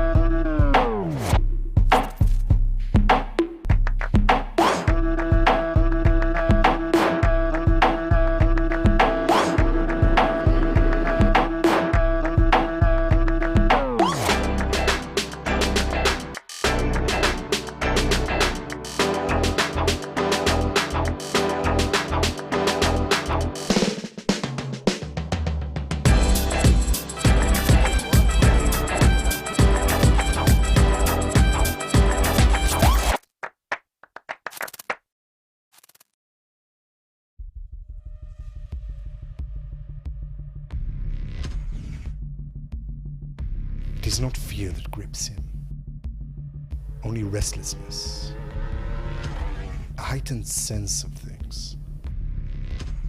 The smell of engine and sweat, the engine rattling his blood, the crowd roaring. The race is about to start.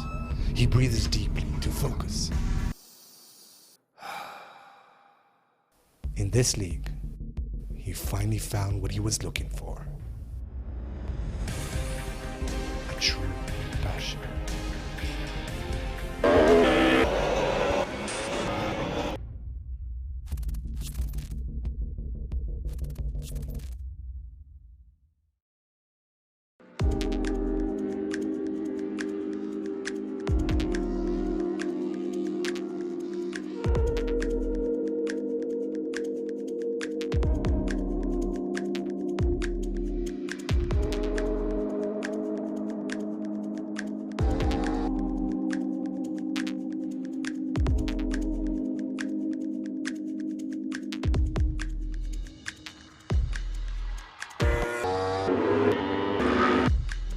Sono Massimo Paganini e per anni ho cercato una macchina che mi desse gioia, adrenalina nella guida e finalmente l'ho trovata nella G1 Series. Se anche tu vuoi provare una macchina che ti dia gioia e adrenalina, G1 Series 2020.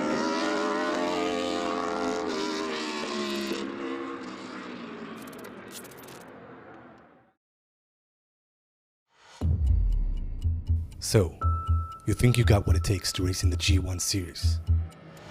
Can you keep your concentration? Even in the most stressed situations, can you keep pushing even when things go wrong? Can you master different environments? Can you adapt immediately to different conditions? Can you keep learning? Learning from your opponents, learning from your mistakes, learning from everyone, anytime, anywhere, until you reach your goal and become the best you can. Think you got what it takes to race in the 2020 G1 Series? Then fill in the form now.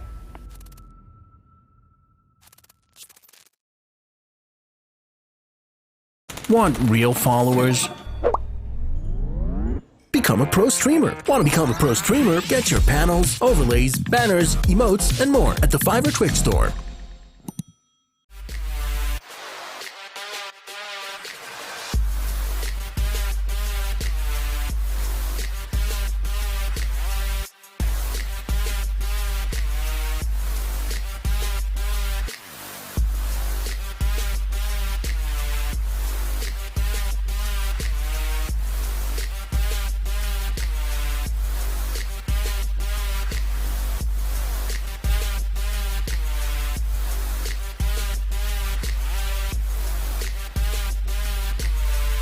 World Pro Racing, where sim racing becomes real.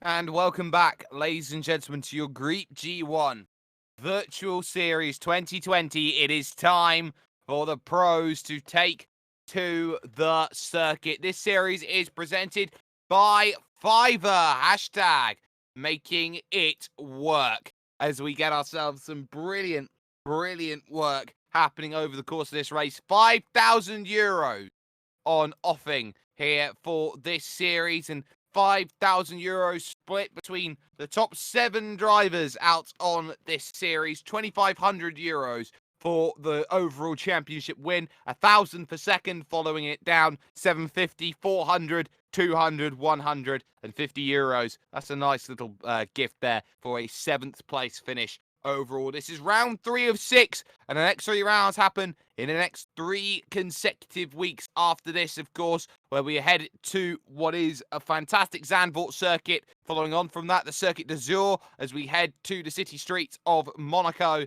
and then finishing off the racing action that we've got here today, for the season, I should say, is the Nürburgring Grand Prix circuit. So, drivers will be looking to try and get themselves ready. Drivers will be looking to try and make sure that they are best place in the championship. And it is a very interesting championship at that. It's Erhan Yayovski up at the top of the timing stands, up at the top of the championship with a second at Adria and a first at Silverstone. But the crucial fact is he's got 15 points over his 2 nearest rivals, one of whom is his teammate at R8G, and that is Risto Capit. The other one is the burst driver, Jerne Simoncic. So that's going to be a crucial battleground. 15 points only the margin. That is not many positions over the course of racing. You look further down behind that, though, you got Petr Briliak and Dennis Jordan tied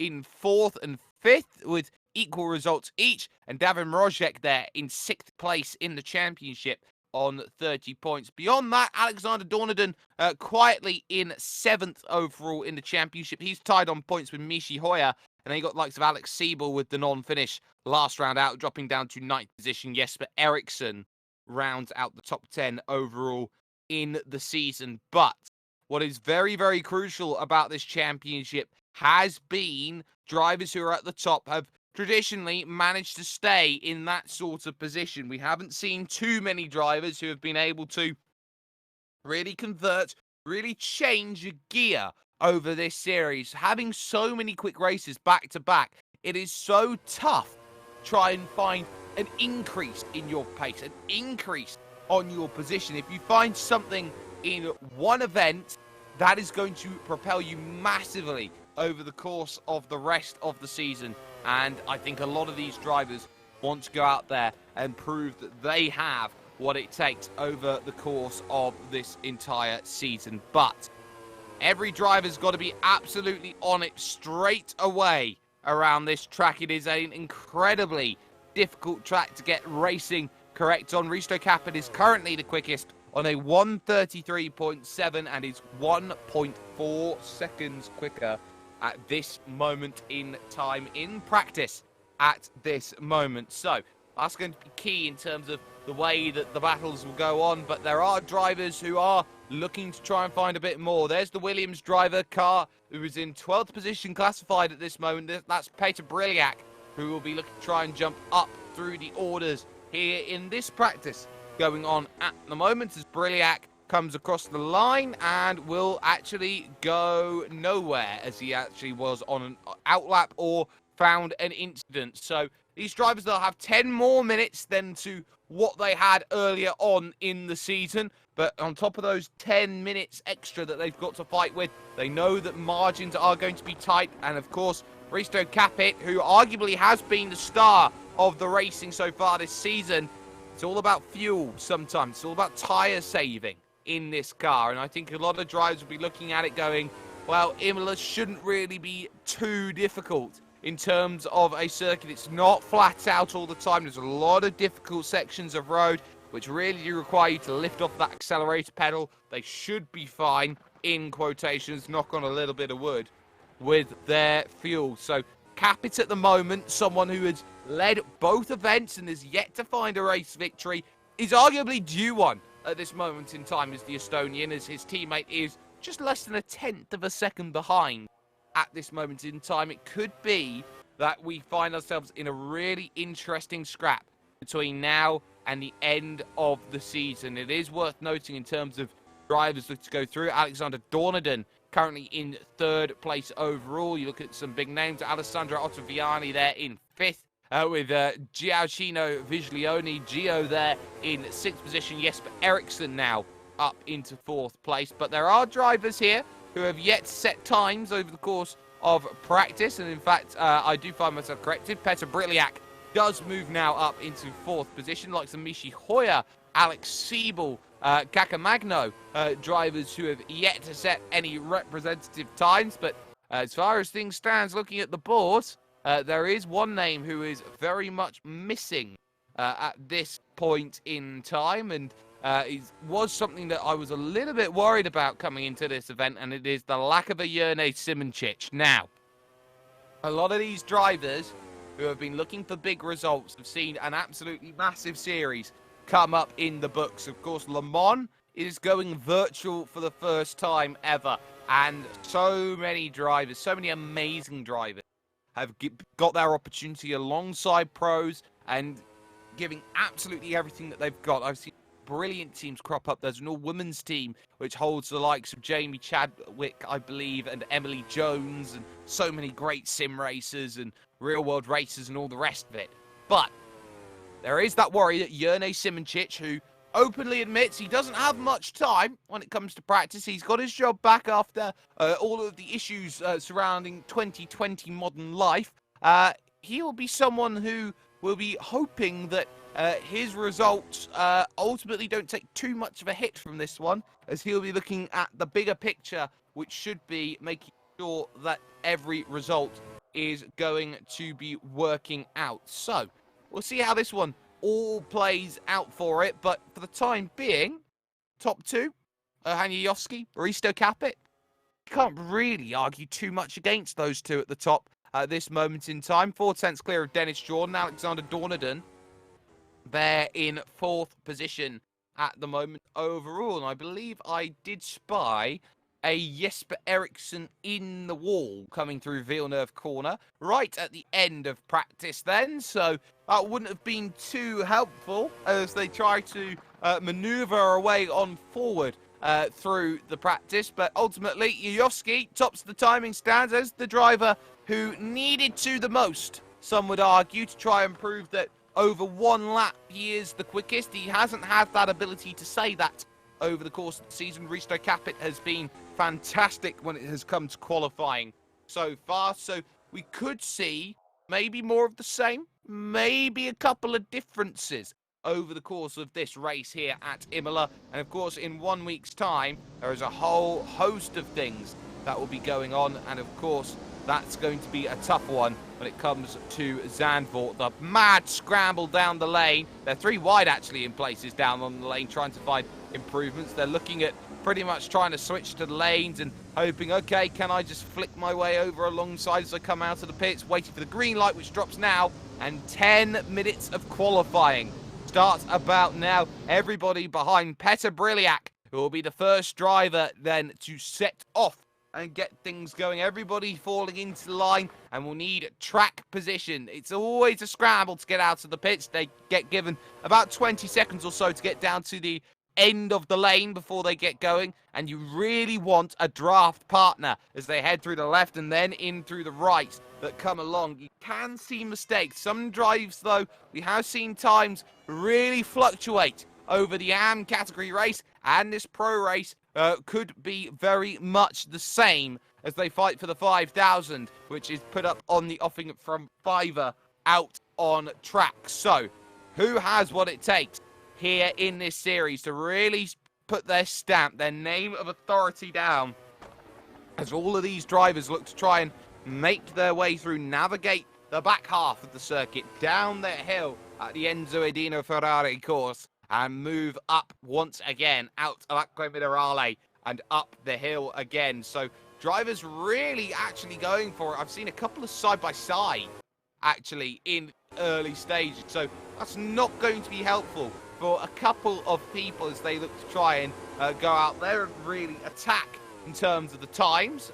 They know what they need, and what they need is a good result. So we'll see who gets it. Let's go on board for a lap, though, with Petr Briliak, who will be the first driver across and trying to make some progress. So over the straight, and it's a long run to the line. They don't use the start-finish line. They use the start line, not the finish line. It's the overall start-finish line here, and it's through the small left kink of 1 on the brakes into turn 2, carrying a lot of momentum through that corner. You really got a lot of grip here in these vehicles. That's why they're called Griips, so to speak. Now towards 3 and 4, and just trying to carry as much as possible here, slowing all the time. So easy to run wide through Villeneuve's chicane and on the brakes into Toza, really trying to attack up the hill, use all of the torque available to get back on the power and up again. Another little rise follows the first, and now into the left as one vehicle's going to go straight on in the background behind Petr Briliak. Through Piratella comes along this next move. Nice and neat there. Just a couple of tyres over the white lines, not really extending too much. Uses all of the road for Acqua Minerale. You have to hit the brakes late through that section and almost braking stages through that bit. You can't afford to spin down at that corner.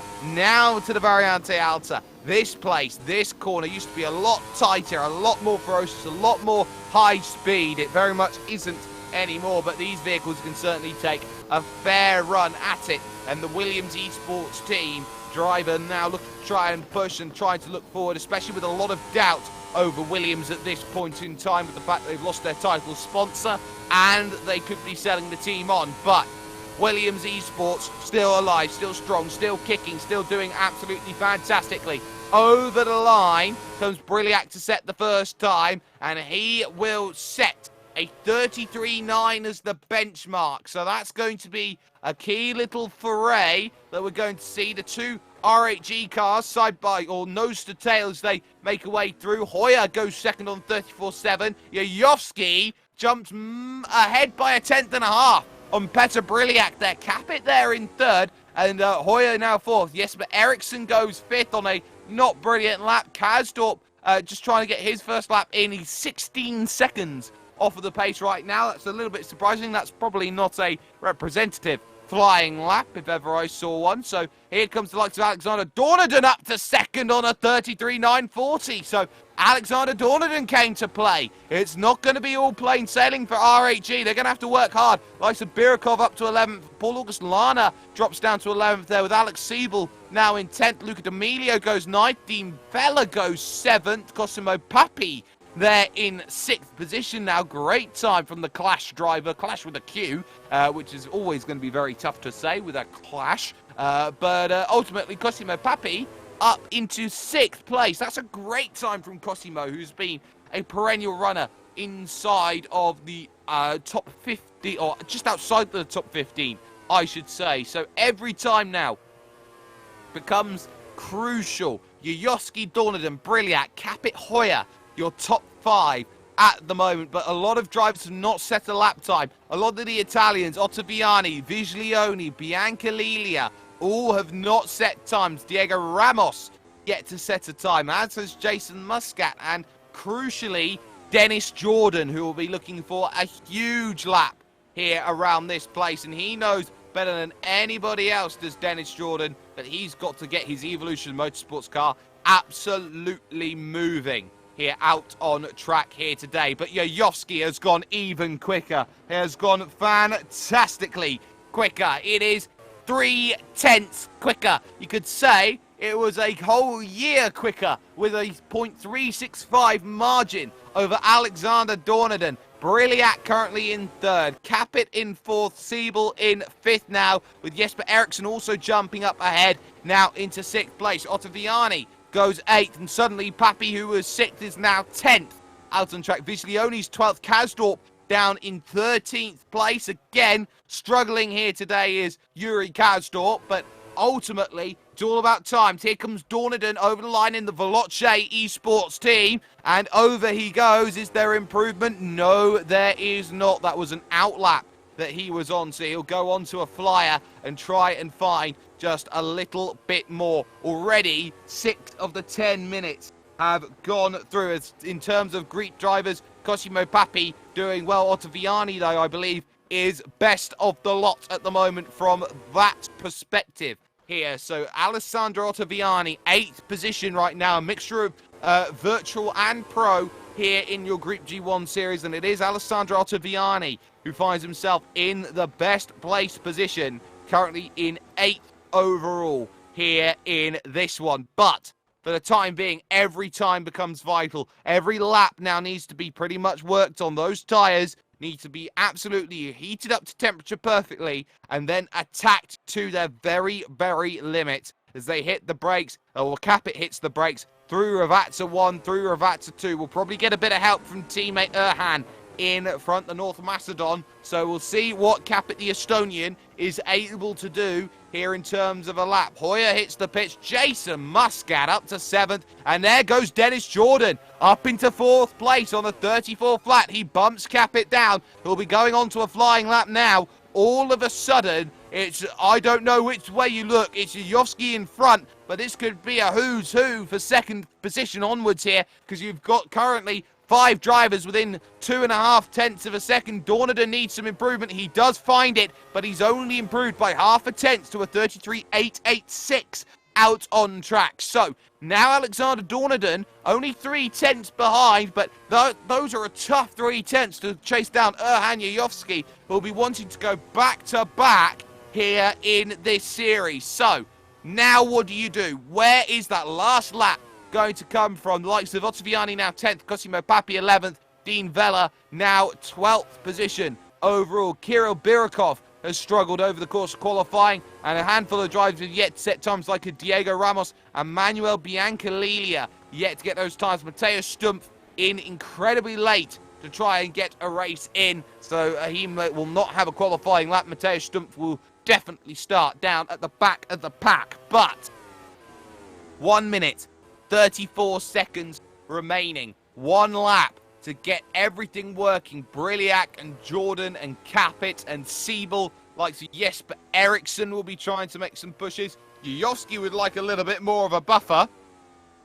3 tenths is a lot, but could it be even more? Jordan goes to 2nd. Oh, by not much. 18 thousandths he was short by. Yuyovsky doesn't improve on time. Risto Capit goes 5th ahead of Alex Siebel. But ultimately now, every time becomes key. The Evolution drivers have exactly what they want. They've got great pace here today. Alexander Dornaden out there on a lap. Yuyovsky on a lap. Briliak on a lap at this moment. 50 seconds to go. What does the likes of Petr Briliak have? Capit will not improve from 5th place. Cosimo Papi has gone 9th. He will not improve from 9th. Vianney jumps to 10th over with that lap time. That was a good lap going through. So Dennis Jordan, Alexander Dornaden, Petr Briliak, Alex Siebel, all to find times. Diego Ramos moves up to 12th position all of a sudden. Here comes Dornaden. Yuyovsky will not improve from a 33.5. That's key. Dornaden had a wiggle, though, through the first Ravazza. Through the second Ravazza, he uses all of the curb absolutely nicely.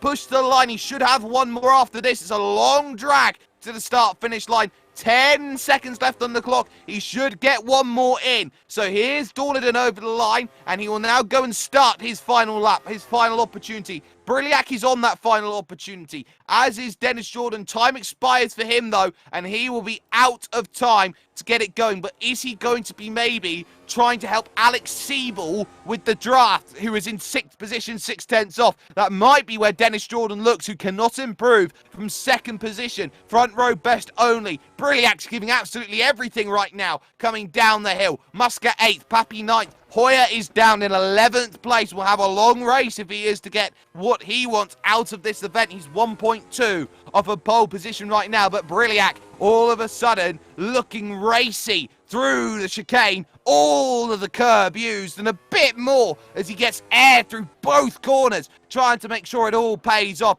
Briliak is trying to storm through this section right now and knows that everything needs to be on the line. 33.900, his fastest time. Wiggle as he goes through Ravazza, and all of a sudden this lap might not work. A car spun in the background, though. That won't help, but Briliak's going for the line. Briliak thinks he's got improvement. Brilliant. Can he find what he's got to get himself up a position? He needs just 15 thousandths to jump. And he doesn't. He doesn't. A 33.969. Not good enough. Here's Alex Siebel making the push to the line. Dornaden did not improve, but Siebel over the line does not improve either. He couldn't find anything at all there in the final stages. Pappy spins, and now Yoyoski will have pole. Jordan from Dornaden, brilliant cap at Siebel, Ericsson, Muscat, Pappy, and Ottaviani. That's your top 10, as we need to pay some bills here with World Pro Racing, and we'll be back with the race after this.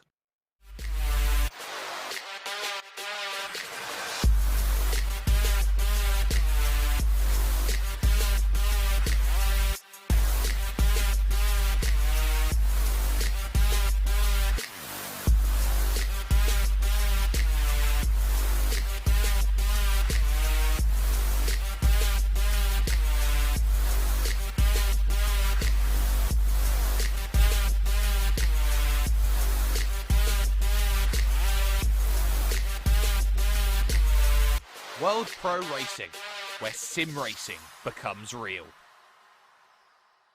Want to quit your day job? Become a pro streamer. Want to become a pro streamer? Get your panels, overlays, banners, emotes, and more at the Fiverr Twitch store.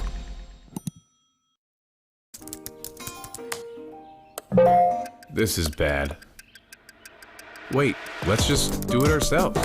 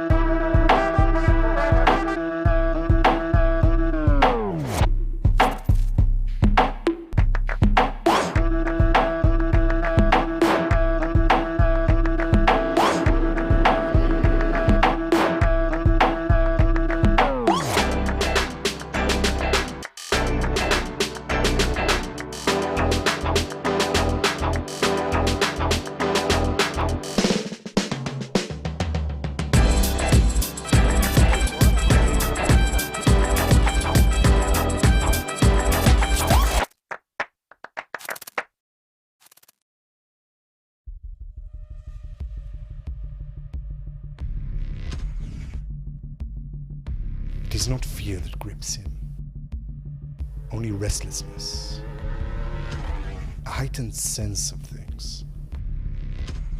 The smell of engine and sweat, the engine rattling his blood, the crowd roaring. The race is about to start. He breathes deeply to focus.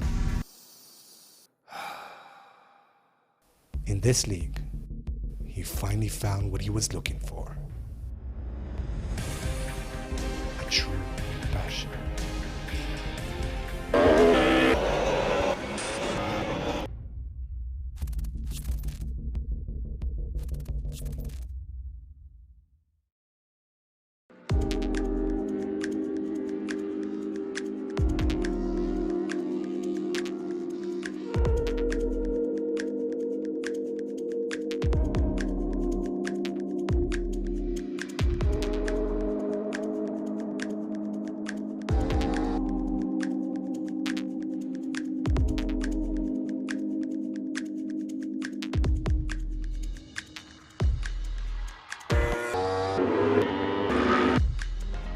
Massimo Paganini e per anni ho cercato una macchina che mi desse gioia, adrenalina nella guida e finalmente l'ho trovata nella G1 Series.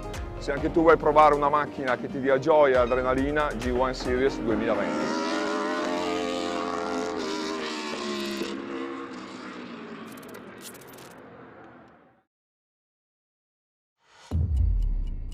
So, you think you got what it takes to race in the G1 Series? Can you keep your concentration? Even in the most stressed situations, can you keep pushing even when things go wrong? Can you master different environments? Can you adapt immediately to different conditions? Can you keep learning? Learning from your opponents, learning from your mistakes, learning from everyone, anytime, anywhere, until you reach your goal and become the best you can. Think you got what it takes to race in the 2020 G1 Series? Then fill in the form now.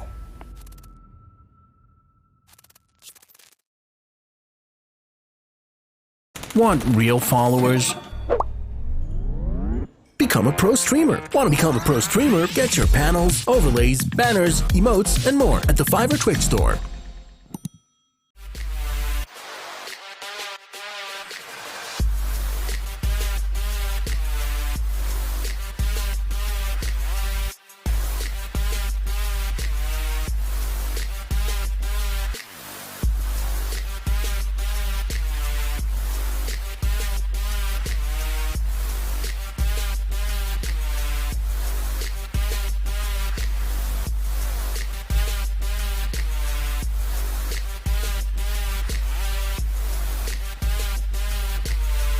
World Pro Racing, where sim racing becomes real.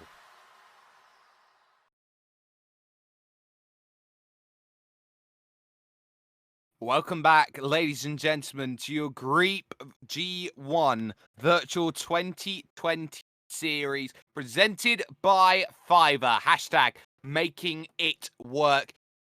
Moments away from racing action here in the Pro Division, 30 minutes here of Imola. It was a very tough battle in the AM category championship. It was a very tough battle here in qualifying. It very nearly became an upset, but ultimately it was once more Roman Grosjean's team, the R8G team, with Erhan Yayovsky putting himself up at the top of the timing stand exactly when needed. Now, this is going to be a tall order race because a lot of drivers have a lot of things to prove, and I think this is going to be all about who is able to pick up what is needed over 6 weeks. It's so easy for something to go wrong in an event like this, in a field like this, where one small mistake could cost you a number of positions, especially at the start of the race, which we saw it was nice and clean in the AM category event. We didn't see too many dramas, but in the Pro Division, if drivers want it that bit more, know that they have to make the decisive move even quicker, they may just find themselves in a bit of trouble early on. That start becomes so crucial, especially when you've got that big advantage on the inside and you can immediately cut off that driver on the right-hand side of the circuit.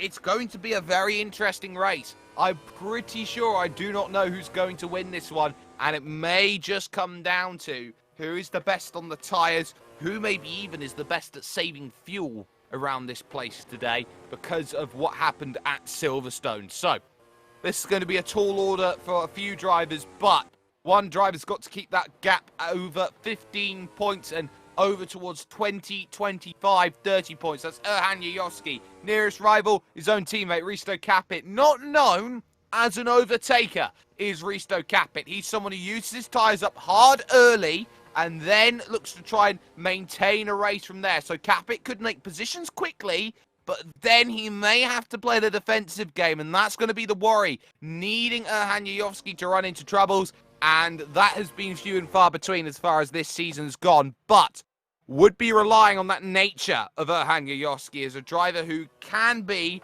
uber aggressive around places. So that's going to be always very tough. So now this is going to be a key scrap, a key battle that we are going to be seeing. This is going to be interesting. Who's going to be in the best place now to go out there and pick up the win. A win is not a guarantee. Pole position is not a guarantee for a race win. It gives you the best possible chance of victory, starting from the very, very front.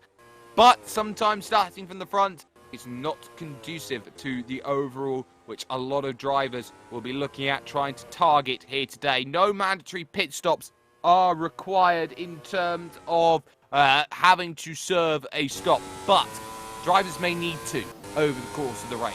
That could be something to keep in mind. Petr Briliak, for example, needing to kickstart the season, get back into range. Alex Siebel's been very consistent. Alexander Dornadon has not found the results that he wanted. He's had a great qualifying in the Veloce car and will be looking to try and move up through the order and gain positions. You've got the likes of Paul August Lana looking for something. And then you've got those pro drivers likes of Viglione, likes of Ottaviani. Cosimo Papi had a great qualifying here at Imola today, looking for a bit more potentially in this race, looking to try and kickstart a season. Remember, they are fighting for a top 7 overall, €50 on the line for that 7th place finish in the championship. Right now it's a tie between Dornadon and Hoyer, and with no Jerne Simoncic, a chance, or Davin Rojek for that point as well, a chance to close points, a chance to gain places in the championship. Every point matters up and down the order of a very, very closely fought championship. So we'll see who gets themselves into the best possible position for this event and who gets themselves going. Warm-up is scored complete, and now drivers will be hoping that they get themselves the best possible result out of this event. So the starting grid will come up in a few moments' time. We expect one pace lap around the track before they all line up, a formation lap, so to speak. But it will be Erhan Yayovsky on pole position, joined alongside by Evolution's Dennis Jordan. There's Alexander Dornadon for Veloce Esports, Williams Esports, Petr Briliak starts 4th. Risto Capit and Alex Siebels go 5th and 6th, with Jesper Eriksson 7th and Jason Muscat in 8th place. Cosimo Papi starts 9th, and it's Alessandro Ottaviani who rounds out the top 10. You look further down, like some Michi Hoyer down 11th. Viglione is 13th. There's going to be a whole heap of things going on as the pace lap goes in. Diego Ramos there, we said it, in 12th. Luca D'Amelio going from 14th. Then you got Dean Vela, Kirill Birakov 15th, 16th. Then you got Kasdorp and Paul August Lana 17th and 18th. Kasdorp has not had a finish so far this season. Then there's Cacamagno in 19th, not taking to the grid. We'll start from pit lane with the likes of Manuel Biancalillia and Mateusz Stumpf 21st and 22nd. Yuri Kasdorp will also start this race from pit lane. So this is going to be an interesting battle here today. All these drivers want those points, and it's all about now this formation lap, because those tyres need to keep at an operating window, and this is a very slow outlap pace we are seeing from Erhan Yayovsky here. Drivers will be looking at maybe weaving, getting a little bit of rubber in the tyres, but a lot of the pros will say that's not really going to do enough. By the time that we've put all that heat into the tyres and we sit on the grid, that's all going to go away again, and that's not exactly what those drivers want. So that could be something that just keeps in mind, as like Cacamagno does get out onto circuit. A lot of these drivers with a lot of gaps may have to wait an incredibly long time with the engine overheating and the tyres starting to play a factor. They can't afford to run into too many issues here today. We could see so many troubles come up, so many pitfalls of this circuit, from drivers battling alongside each other to the engine issues that really affected drivers like Sartori in the opening race. But you've also got these drivers here like Dennis Jordan, who really wants to prove that they can pick up a race victory that can challenge the establishment of Dornadon and Yayovsky and Briliak and Capit, who have been around for forever and a year when it has come to R Factor 2 and have proven themselves time and time again to be the top of the top. The top of the pops, some would say, as they head up the hill towards the Variante Alta. And this is a really, really interesting thing right now. There are even 3 wide in places here on this formation lap. Likes of Dean Vella there, Paul Auguslana, Kakamagno, just finding some space. She is trying to gain some places. So I think a lot of drivers will be hoping that they find their grid stall without too many issues. And once they have dealt with all of those issues, they've got themselves a good run. It's almost like they're planning for a proper start here because they're going too wide, trying to get themselves going. So Yayovsky playing the mind games here on the formation lap, just really running it slow, making sure that everybody knows that he's the race leader. The North Macedon has control of this field and will do so comfortably. There's Jordan, there's Alexander Dornadon there in the Veloce car. You got Briliak, you got Capit, Alex Siebel, Jesper Eriksson. There is Jason Muscat in the Multiforce car in 8th position on the road. This is going to be a very interesting 30 minutes worth of racing, and it is here live and uninterrupted for all 30 minutes when it comes to this racing. Welcome all of you viewers on the ESR 24/7 network. Welcome all of you on ESPN. Welcome all of you on YouTube, on Facebook Live, on Twitch, who are seeing some brilliant racing action that's going to be going on here today. This is going to be a very tough battle out on track. You've also got the faces of all your favourites here today. You'll see how much they'll be pushing. You'll see how much they will be battling here today. And it's going to be a very tall order here for drivers to try and get what they want. Yayovsky will just ease towards his grid slot, making sure he's backing up the field as much as possible. This has been a crawl of a pace lap here today, as Erhan Yayovsky has really made sure that nobody is going to have any heat in their tyres, try and go out and battle with. Drivers now just finding their grid stalls. You've seen drivers just gaining positions one on another and looking to line up all nice and neatly. The last few drivers then, like Mateusz Stumpf and Manuel Biancalilla, will find their grid stalls. Now drivers will be looking to get ready. Now the engine notes will start to rise. A bit of smoke in the background then. Let's get ourselves 30 minutes up on the clock. This is going to be a big race here today. Kasdorp will start from pit lane, but everybody else will have a strong battle in the offing. Who's got what it takes to win round 3 here of your Griiip G1 Virtual Series? This is going to be what all of these drivers will be hoping for. Long wait. Long wait on the lights. Finally, the procedure starts. Let's get ourselves ready. And it's a long wait and a go, and it's a great start there from Erhan Yayovsky. Dornadon got a shocker going through there. 3 wide here as they go for second, and that's Capit, who's got an absolute monster as they go through. 3 wide, 4 wide in the background as they head in towards turn 1. Are we all clean? No, that's Eriksson, I believe that is, in trouble there as Diego Ramos gets a bit of contact going through the opening stages there. Yayovsky's clear. Capit is already up to second. Dornadon third, and Jordan all the way back now into 4th position. 2 wide as they go through into the Villeneuve chicane. The likes of Diego Ramos trying to go around the outside. Huge wiggle from Viglione and co as they go on through. On the brakes into the opening corners of Toza. And right now, spinner up, over goes Ramos, and that was not good at all. Diego Ramos goes up and over, and I believe Biancalilla is in the wall as well. A big incident then to start the racing, a big incident as they get themselves going, but Yayovsky had none of the troubles then on the opening lap then of this race. He's got the lead. Capit second, Dornadon third, and on backwards they go on, and look, some big gainers in this one from the early stages. The likes, of course, of Giacchino Viglione already up into 8th place, has had a storming start and already looking on the back of Jason Muscat for the moment. Jordan trying to find a way through on Dornadon down at the left-hand corner. That one is Ravazza and not quite close enough. So Jesper Eriksson caught out. 3 drivers out immediately. One of them is Yuri Kasdorp. One of the others is Manuel Biancalilla in the early goings. But once again, 1-2 R8G. And that is exactly what they wanted here off of their start. Dornadon third, Jordan fourth, Briliak fifth, Siebel sixth.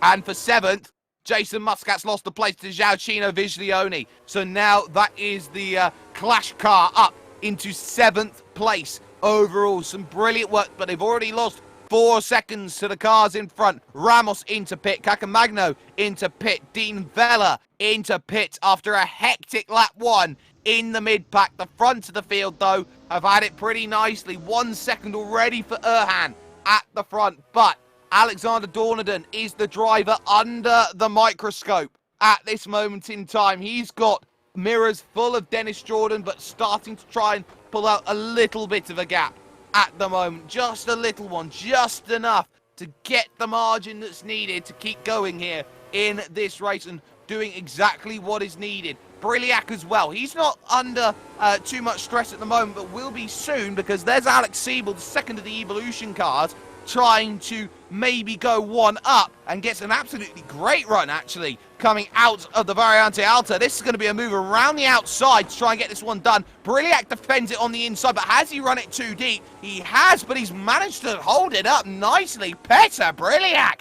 there with the best brakes in all of Italy, holding it up there and finishing up staying in 5th place for the moment. Ideal then. Off the start, Alex Siebel will have to find another way, and he will try at turn 2 here at Tamburello to get this one done. Long way round looking to try and get this one done, but again, Briliac good on the defense. No chance of a position gained to move on up through the order. So they stay where they are, side by side though, as the likes here, Kirill Birakov and Paul August Lana side by side, and it's Birakov who gets himself ahead of Lana out on track. That's ideal, but there's Jesper Eriksson trying to recover here as he tries to find a way through. There's no room at the end. Lana's gone very aggressive through, contact between them, but ultimately there, that is Jesper Eriksson finding the move then, and up into 15th, could soon very quickly be 14th place then out on track the longer that this race does go on. So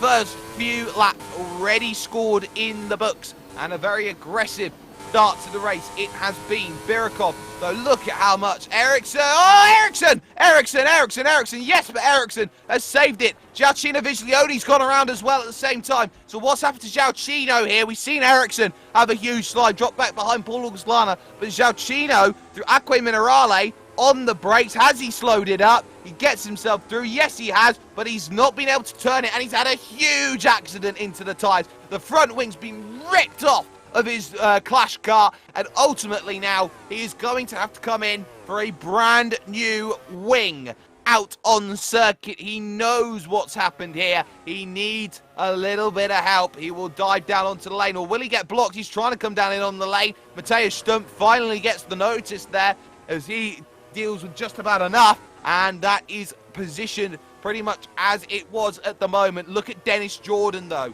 all of a sudden in 4th position. He is desperate to find a way through on Alexander Dornaden for the podium. And Adria, it was the same story for Jordan, stuck in 4th, can't find a way through. Now it's the same story once again here in Imola, stuck in 4th, can't find a way through. Luca D'Amelio and Michi Hoyer going at it at the moment, and in fact that is Michi Hoyer struggling coming out of Villeneuve corner. So the number 92 Burst Esports machine car, what has happened here? He was just ahead of Jason Muscat, heading through the left and into the right. No, the rear's just stepped away, and that was always the worry, missing the apex, stepping away. Very nearly collected.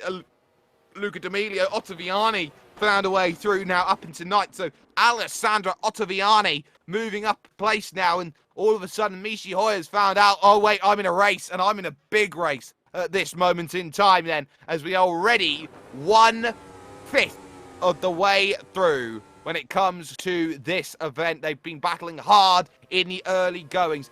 Briliac still holding off Alex Siebel there in 6th place as Viglioni comes down in onto the lane, makes a stop, and the vehicle is smoking as he looks to try and get himself going there. I believe he's on the limiter, but he'll get himself out and away, but the smoke does not stop. So I think the engine's about to expire right in the face then of the battle going on side by side. So Gio just about gets the car working nicely once again. Here's a change of position though. Muscat's dropped behind one driver, that's Luca D'Amelio, and Ottaviani side by side with Michi Hoyer. Hoyer comfortably down the inside, picking up the place then, and goes back into 9th place, but crucially could not get the move done there. Alex Siebel and Petr Briliac would feel like that opportunity There was nothing he could do about that. The traffic played a part. Only a little one, though. Dennis Jordan, look at this. Tucked up underneath then. They've already lost 2.5 seconds to Risto Capit, who he himself has lost 2 seconds to Erhan Yayovsky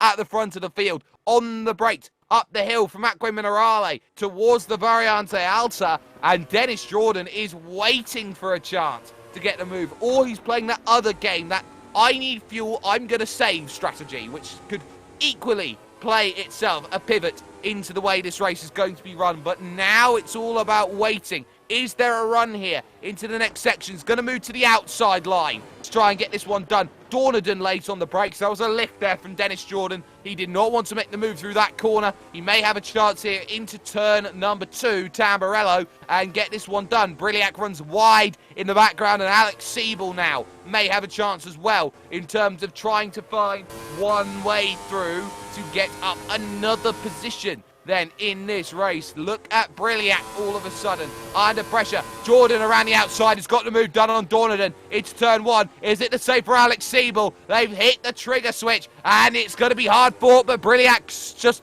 dumped out to the outside with Siebel straight through, using all of his kart control nuances to get that one done. So both Evolution cars make moves then here on this 6th lap of the race. Dennis Jordan now on a podium, and now has to work hard because Alexander Dornadon in the Veloce car will be desperately trying to find a way back in this race. Yayovsky leads, Capit in 2nd, 3rd is Jordan, Dornadon 4th, Siebel 5th, Briliac 6th, and now Luke D'Amelio will be under pressure in 7th from Muscat, and now Michi Hoyer trying to find a way through. He's got a great run up to Piratella. Don't often see them here, and Michi down the inside has got the move, all signed, sealed and delivered, and says, well, I'm yours. That's a great move there from Michi Hoyer. He's up now into 8th place and can chase down Luca D'Amelio. The issue is, where does he go from D'Amelio? Because he's already now finding himself 11 seconds back of Petr Briliac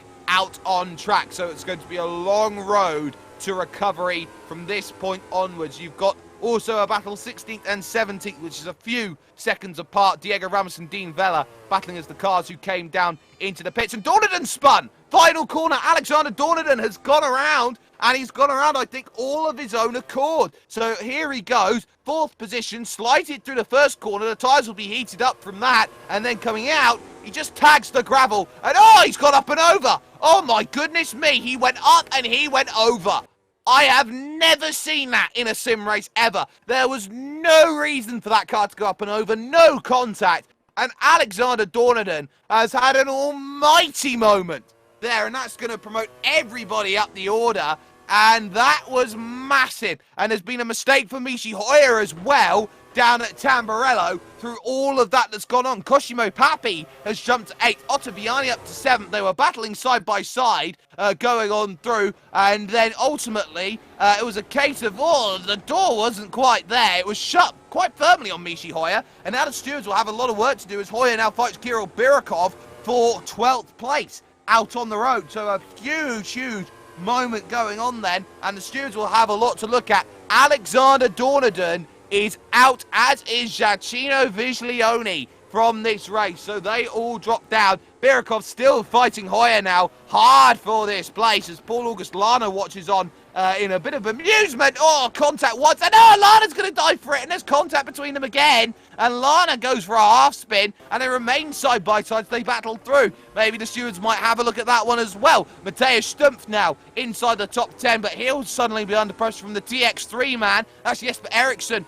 who will be trying to get that position. TX3 have lost a lot of drivers over the last weeks with the R8G steel, some would say, so he'll be looking to try and find a bit more. Plain sailing, though, at the front of the field.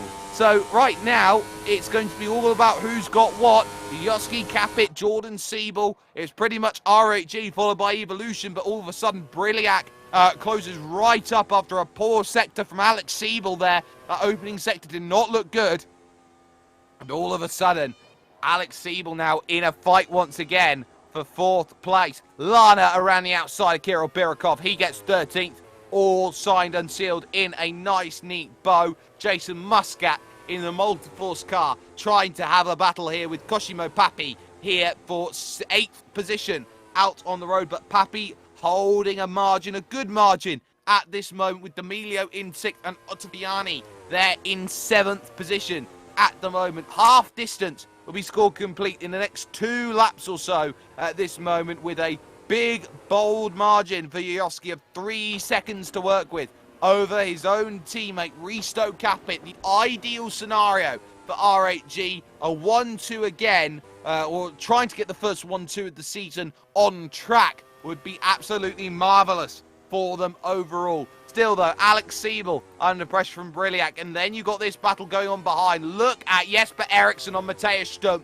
Matthias Stumpf now has to leave the door wide open here as they come down the hill, looking towards the first of the 2 Ravatsas. And I'd always want a villa down at Ravatsa corner. It would be absolutely lovely to have a bird's eye view of these vehicles going around the track, but ultimately nothing doing there for Jesper Eriksson, but he may have another chance later on in the lap, and it comes right now, moving to the outside to try and get this move done. You can see very nicely there, 2 wide they go, inside line for Eriksson. He's having absolutely none of Matthias Stumpf, and he takes his top 10 to boot as well in towards the Tamburello chicanes as he goes on through. Caught a little bit though of the anti-cut curve, but he was able to deal with just enough to not really put himself in too many stages of worry over the course of the race. But crucially enough though, it is now about who does what, who says what, who can get what in terms of positions. It may just be that a lot of these sim races, a lot of these real world races are fighting for that 1 position more then in this race. No more so than Jesper Eriksson and Michi Hoyer, who will both be trying so very hard here in this race to try and gain the place that they need. That 1 position could be massive here in this race, and it all has to stem from right here and right now. Hoyer at the moment trying to close down to Stumpf. Eriksson has eyes on Jason Muscat. Muscat has eyes on Pappy. Pappy eyes on Ottaviani, and Ottaviani eyes on D'Amelio as they go on through. 6th on backwards is almost its own separate race here to the top 5, with the gap now standing at 3 seconds still at the front, pretty much staying at a nice stable rate for Erhan. He only has to manage the race from here. His teammate knows that he's been beaten so far by qualifying, by pace. Erhan is one of the quickest drivers in the world for pure pace, and you will struggle to find someone over 1 lap, over a course of a handful of laps, who can go quicker than Erhan Yayovsky. That's why he is one of the best. That's why he was a finalist for World's Fastest Gamer presented by McLaren. That is why Erhan Yayovsky, time in, time out, again and again, does what he does best and leads races. So, gaps though, 5 seconds Dennis Jordan has now to Risto Capit, who has 5 seconds over Alex Siebel, who has 8/10 only over Petr Briliak in 5th. He'll be trying hard to try and claw that gap back down in. You've got drivers out like Diego Ramos, who's had an accident. He's missed his front wing, and I believe he has pretty much been caught in something else potentially there. As there would be Dean Vella, I believe that was, trying to find a way through. On the brakes, does Ramos go straight on? No. Oh, yes he does. Yes he does. He goes straight on. No way to look at that. No, don't look at that. Look at that. That's not what you like to see from a driver who feels they've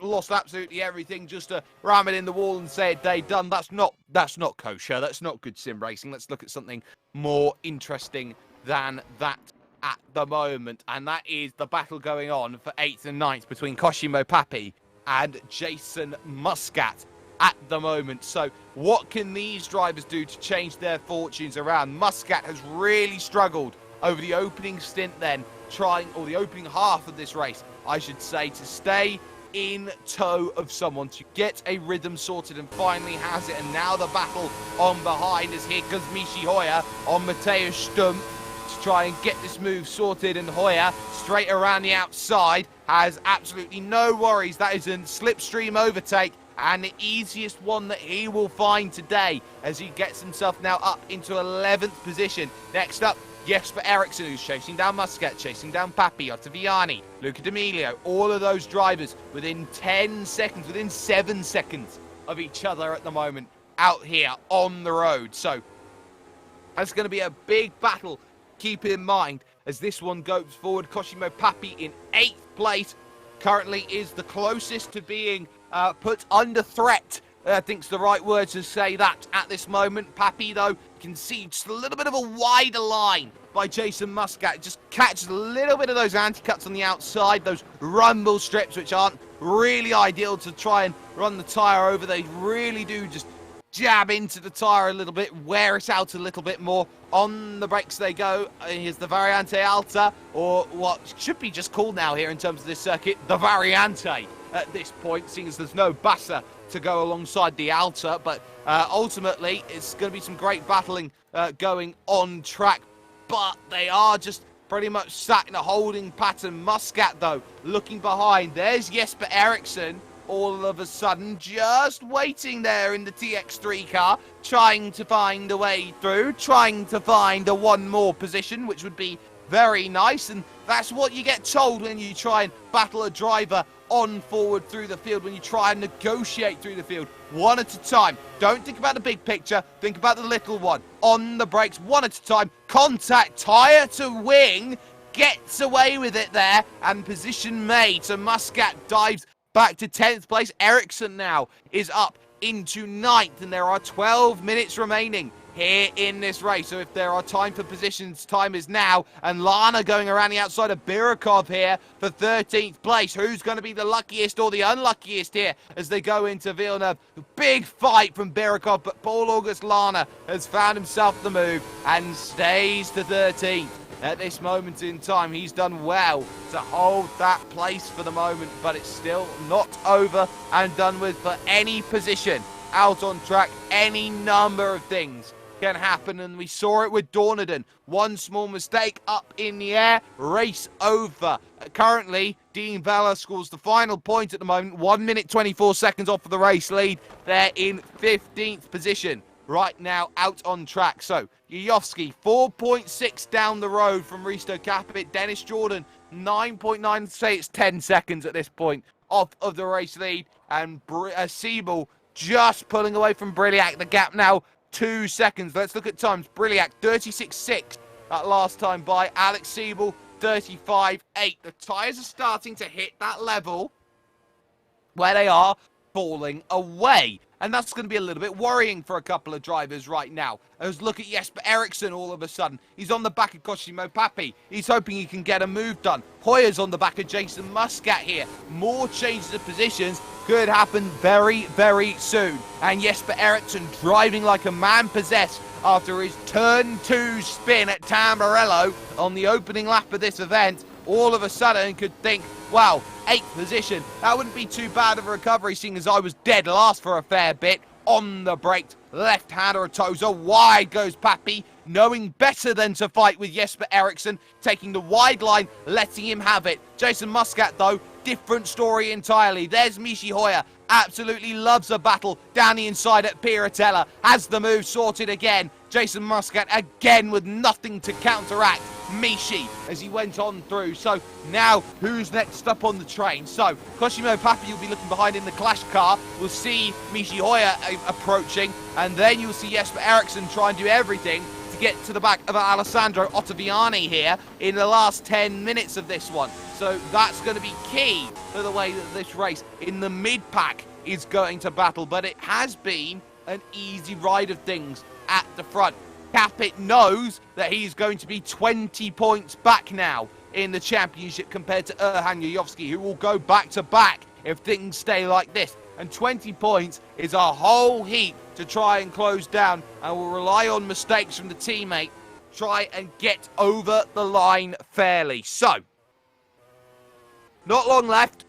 All about one more position here and there. Jesper Eriksson absolutely flying at the moment. His last lap was a 36.5. Ottaviani's last lap a 36.8. 3:10. There's a mistake. There's a mistake. And that was a huge slide. There goes Papi. There goes Hoyer. And Hoyer's going to try and get 2 in the space of a corner here. Trying to dive for the inside. Not close enough. A mistake from Eriksson. Pushing too hard through Tamburello, and that's cost him 2 places. Hoyer looks now down to the inside, side by side with Jesper Eriksson, who's trying to immediately counteract his mistake by going on the offensive. forcing Hoyer to take the wider line, the inside line now, up towards Piratella, and all of a sudden, Ericsson almost contact between them as they hit themselves on the brakes through the left, and Jesper Eriksson has to stay in line, has to wait behind, because Michi Hoyer's having none of it. He's in 9th place now for the time being. All of this happening over 40 seconds off of the race leader, who's running mid-134s out on track. That pack's running 136s. They're 2 seconds a lap slower at this moment in time. Those fighting for the top 10 compared to those fighting for the race lead. Briliak is starting to come back, though, at Alex Siebel, 35-2. Alex Siebel. Petr Briliak, 34-6. 0.6 of a second. The gap's down to 1.4, and Briliak feels like he's got a little extra mode that maybe he can go out there and have an attack with at this moment. Watch out for Michi on the back of Koshimo Papi. Papi goes incredibly defensive, but it will be around the outside that Michi's going to try and do this here. It's got superior overspeed as they hit the brakes, but look at Koshimo holding it nicely. Keeps them both at bay. Watch and learn as he tries to battle this one hard. Tries to hold the place. Again, a lot of weaving going on. Muscat trying to get back involved in this battle as well. Koshimo is doing everything in his power to keep all of these drivers behind, and he's not finding it. Again to the outside. Tries Jesper Eriksson at Toza. Up and under maybe. Nope, not going to find it this time. So, still a 5-car train with Mateusz Stumpf at the back. The mid-pack has proved all of the battling right now. Siebel and Briliak down to 1.2 seconds at the moment, but look at Muscat all of a sudden down to Acque Minerale. Ericsson having to defend through that section, but then on the power, it's a case of 3 lots of Schrodinger's overtake, and then one driver trying to overtake, one driver trying to defend, bookending each one. Here's Mateusz Stumpf now. Which way do I go? He looks every which way here. Muscat drops 1, drops 2, deciding that was not the place I wanted to battle, and it's close on the exit, but Jason Muscat has to pull out of it. Mateusz Stumpf up to 11th, Ericsson keeps 10th. Hoyer now has a big fight going on in 9th, but Stumpf ultimately has a little bit of weaving going on, but now the gap, 1.2 seconds. Keep an eye on those 1.2 seconds. They could mean so much between now and the end. It's all about who can find the final few positions here in the final 6 minutes, the final 5th of this race. Erhan Yayovsky absolutely miles clear at this moment, but you still got Briliak 1.2 behind Alex Siebel, trying to pull himself into a gap. You've still got these battles going on between Papi and Hoyer, as Hoyer's going to try and go to the outside of Villeneuve to get this one done. He'll have the inside for the next section, trying to go up and under his Koshimo Papi, but Hoyer has made an absolutely brilliant move. Defending having to be done in towards the next left, and look at that around the outside. Oh, what a move! What a move from Jesper Eriksson around the outside of Toza. He'd been teasing it time and time again, and Koshimo Papi was left napping. What a move! That came out of nowhere from Jesper Eriksson, and all of a sudden, he can now fight Michi Hoyer once again for 8th place out on track. Fantastic stuff between those drivers at the moment, as now they find themselves in the final 5 minutes of this race. Yayovsky 5.7 seconds down the road from Risto Capit, and here is Petr Briliak, and watch the gap. It's staying around 1.2, 1.3 seconds, and that's the hurt, the big hurt at the moment. Look at Mateusz Stumpf, though, under pressure. Jason Muscat wants to finish, and he is looking close to trying to get this move. Not quite there, but look just in front of them. There is Jesper Eriksson trying to get aggressive quick. All the fighting they've done over the course of this race has distanced them. 3 seconds behind Ottaviani, and a little bit more. Muscat again looking for the move on Mateusz Stumpf. Stumpf having to defend hard here, trying to hold back Jason Muscat. There's some Malta force behind it, but again lifting out, deciding, well, there's a lot better places to go out and overtake. Maybe not just yet, maybe a little bit later down the line. Gap between Siebel and Briliak almost under a second. There's a few thousandths, a bit of chump change that's saying it's not quite there at the moment, so they will have to sit in line. They will have to wait over the course of this one. Through the right, through the left. Petr Briliak for the time being doing a good job trying to close down that margin, but not close enough right now. Petr Briliak needs that 4th place to kickstart the championship. Siebel, after a retirement over at Silverstone, needs this to really start hitting that top 7 and hit the money pool margins and hit the next big pay gap. So it's all about who's fighting for what, who's got what at this moment. Hoyer's absolutely flying right now. Look at his times to Ottaviani, 36.5 last time by. Ottaviani, 37.7, 1.2 seconds a lap. Ottaviani could be caught here by the end of the race by Hoyer and Ericsson if they decide not to fight. And that's Hoyer running wide. That's Michi Hoyer running wide. Just about gathers it back up in the Burst Esports car, but the TX3 machine behind of Jesper Eriksson will want to get through. So very, very quickly and find an overtake. Cosimo Papi has got the gap over Mateusz Stumpf, over Jason Muscat. They won't change places in towards turn number 1. But look at Jesper Eriksson all of a sudden to the outside of Michi Hoyer, trying to get this one done. And has he got the inside for the next section? Oh, he's done it again around the outside. Lana comes in for the incident limit. But that is Jesper Eriksson. Wow, what a move, getting that one done. And he has been absolutely flying with not too long left to go. They're running out of time, though, to catch Ottaviani. Briliak still can't close the gap down to what he needs. And Cosimo Papi drops 2 places then down at Villeneuve chicane. So how did this happen for Cosimo Papi? Heading himself through the right, okay, out of Tamburello. But there was a good run from Mateusz Stumpf. I don't think he was close enough, but on the brakes, just running wide did Cosimo Papi, and that's what's cost him all the time, and that's why he's back down in 10th. Mateusz Stumpf back into the top 10. Muscat now in 11th place, but 2 laps remain for Erhan Yayovski, who leads by 6.3 over Risto Capit. You've got yourself so much going on here in the mid-pack. Ottaviani is pretty much hanging on to it at this moment. Yes, but Ericsson, 2 laps to close it all down. The gap was 1.7, and they well, sorry, 1. I can't even maths anymore. This is so exciting here with Alessandro Ottaviani being reeled in for 7th place. Luca D'Amelio there in 6th, and at the moment, yes, but Ericsson on this recovery, there's been a human highlight reel as Mateusz Stumpf, penalty or fuel, more likely the latter, will come down in and have to make a stop again. That will promote the likes of Cosimo Papi up position as they go through. Hoyer comes back around the outside and gets it done on Ericsson. So now they're trading here, and this is interesting as they go on through. 1.5 seconds between D'Amelio and Ottaviani, and now 1.2 between Hoyer and Ottaviani himself. So Michi, with a great run around the outside, all of a sudden finds himself best placed to try and go out there, pick up the position that's needed, up the hill once again, trying to find the move. Not quite in position at this moment in time. Timer, though, has expired, though, and it will be Erhan Yayovski who gets himself over the line and wins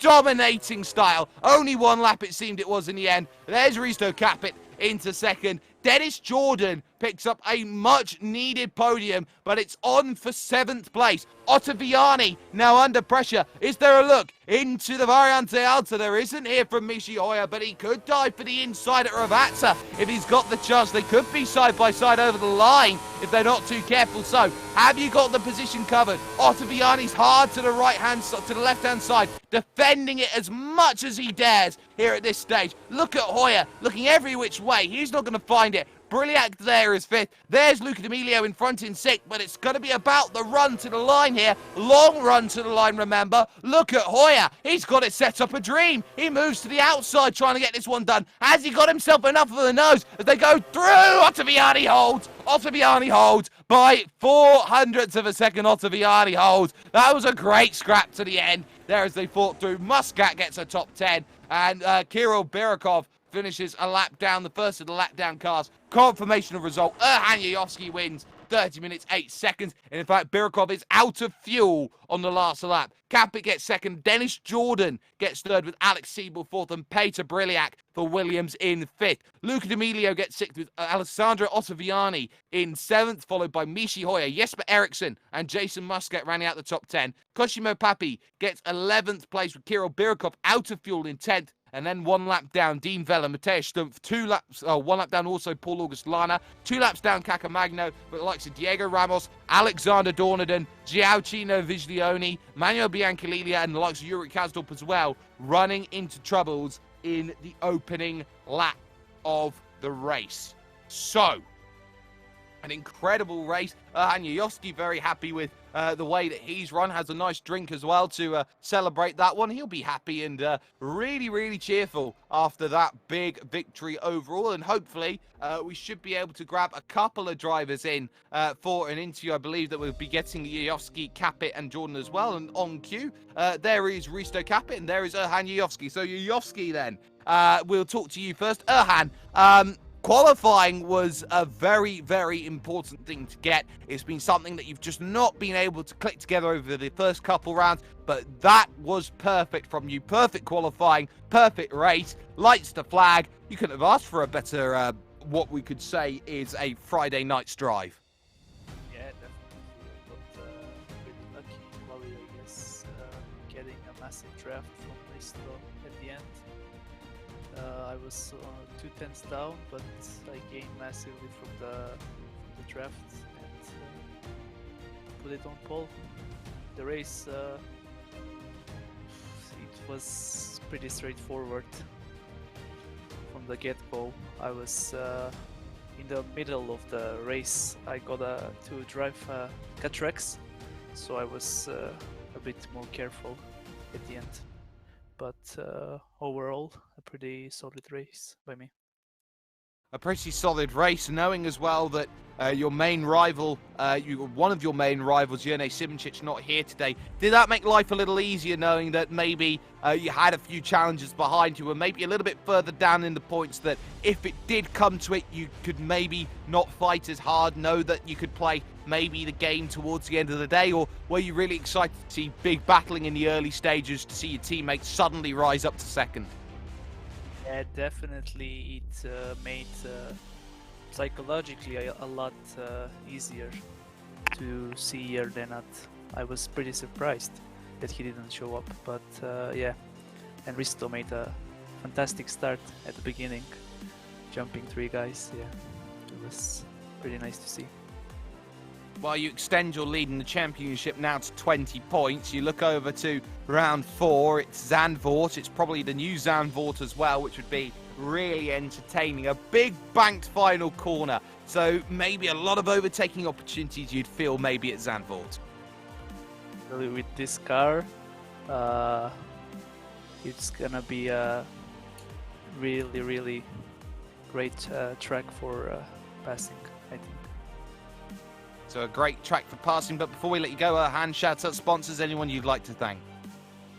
Thanks to all the sponsors that support R8G esports. And there is Hanyu Yoski with the big win. Risto Capit came home with second position. Risto, let's talk about that start, because that was a glorious start from you. Yeah, thank you. I basically did the same as I have every round. Maybe Dennis Jordan has to answer what they did wrong. Maybe since we had a lot of time under the red lights that they were afraid of overheating their engines, so maybe they started inventing something. But I just did my thing and yeah, had to do quick reactions to actually avoid the guys ahead because they were so slow off. So yeah, that was amazing. My qualifying went badly, but in only a few seconds, the race evening took a much nicer turn. Well, you had a very, very good race. It was a quiet race, you could say, by your standards. Didn't really have really any battles in front, any battles behind. It was almost a case of hot lapping for 30 minutes. How difficult is it to keep the concentration up around Imola when you have to do 30 minutes of racing on your own effectively, especially knowing how very tight the cut tracks are around this circuit? Definitely a challenge, but then again, we are at this point that we find it difficult to maybe practice and do race simulations, but when it's race session, then we usually do our best. So yeah, although I had like 5 seconds front and back, but I was still looking at the gap always. And in the first half of the race, I tried to pressurize Erhan a bit. As he said, he had some cut track penalties, I had none, so I tried to pressure him, but yeah, as usual, he had the edge over me, so he had things under control. But I was happy to also have things under control from the guys behind. So yeah, it was straightforward. It was a result of our hard work before the races, and it paid off, and we did nothing wrong. First 1-2 on track for the team, something that would be very, very much needed. You take sole possession of second in the championship and now become very firmly the nearest rival to your teammates. Is this the sort of result that maybe Roman Grosjean would be incredibly happy with, getting a team with some incredibly world-class drivers and then putting together a result like this on the team on one of the first outings for the team? Oh yeah, for sure. Yeah, that's a good point. That despite we are at the top of the leading standings, that we didn't do a 1-2 yet. Yeah, even if Simoncic wasn't here, then the level of the field is still very, very high. So it's a completely relevant series, and of course we are as proud of this as anything. So yeah, it's a great thing to have, and we will keep on pushing to make these results for sure. Shout out sponsors. Who gets it done for you, Risto, for a second place finish? As usual, thanks to Roman Grosjean to set up this team and give us this nice environment where we can be at our maximum performance. Risto Capit there getting second position. Dennis Jordan gets his first podium of the season. He finishes up in third. Dennis, let's talk about the formation lap, because not enough has been said about that. An incredibly slow pace lap there. Very tough to get the heat into the tyres. Was that maybe a factor in terms of the start, along with the long gridding lights procedure? I'm not sure. I think the start was just my fault. The formation lap is just so slow because we're all trying to save fuel as much as possible because we are quite tight. I don't think it affects tires really. I mean, you're kind of arrived with cold brakes on turn 1 then, but start was just my fault. Well, it was going to be a tough race, of course, especially with the pace that the R8G drivers had over the course of this one, but it was more a case of just managing your own gaps, managing your own race. You, of course, have been very close to a podium over at the first race in Adria, but that ever so slightly fell away, so it's your first podium in terms of on-track racing, so you've got to feel pretty happy about that, seeing as now you gain a lot of points, a lot of positions on some of your rivals that you were fighting against in the championship, the likes of Simoncic, who wasn't there, and Petr Briliak, who finishes 5th. Yeah, sure, obviously it was helped a lot by Janne not being there tonight, unfortunately. I think he had a couple of other commitments, which, yeah, is a shame for him, but I'm sure he's gonna bounce back. I will try my best to stay in front. I'm not sure if I'm even in front, but it's gonna be tough. Let's see. Well, a tough battle it is going to be. Of course, your teammate Alex Siebel had a great race as well. So Evolution looking towards, say, Zandvoort in a week's time. The first half of the season has been very, very consistent. What do you think Evolution needs to do to find that extra tenth or so, it seems, that's going to unlock maybe getting the race back to the R8G drivers? Well, as simple as it sounds, just drive faster, you know. There's nothing that goes around that. Need to have a look and invest a little bit more time, as Risto said already. You know, it's for us all quite tough at the moment with so many things going on, but you can be sure that next week we're gonna show up well prepared and gonna give our best.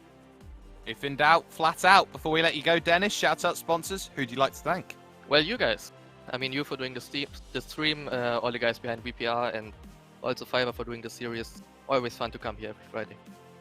Dennis Jordan then coming home with a 3rd place finish. And that brings an end to proceedings here on World Pro Racing's coverage of your Griiip G1 Virtual Series 2020, presented by Fiverr. Hashtag making it work. Some wonderful work has been done as well, also supported by GT Omega Racing and Thrustmaster as well, the mod created by ASR Formula. If you've been watching on YouTube, Facebook Live or Twitch, make sure you like, share and subscribe to World Pro Racing right now. Some more incredible action, as well as those who have been watching on the ESR 24/7 Esports Network and ESPN as well. We have absolutely loved you being along for the ride and along for the coverage. From the stewards who have done a fantastic job, the chief director Adrian Fagayo and the chief steward George Muscat, from the cameras which have been brilliantly piloted once again by Justin Mifsud and myself, Jake Sperry. Erhan Yayovsky goes back to back. He's picked up exactly what he wants,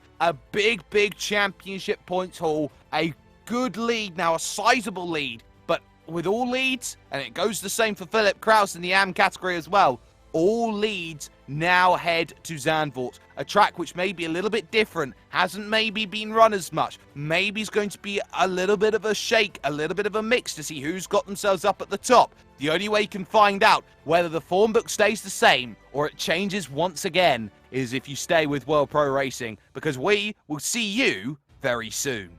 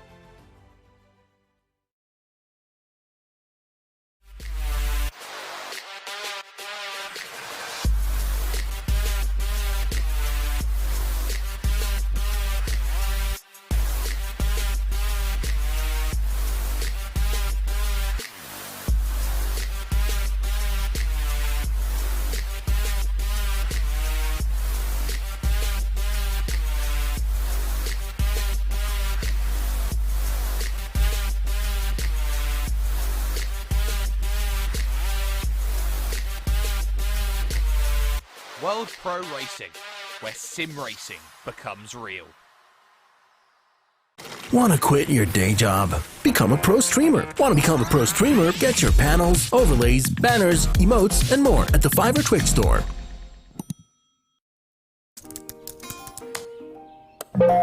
This is bad. Wait, let's just do it ourselves.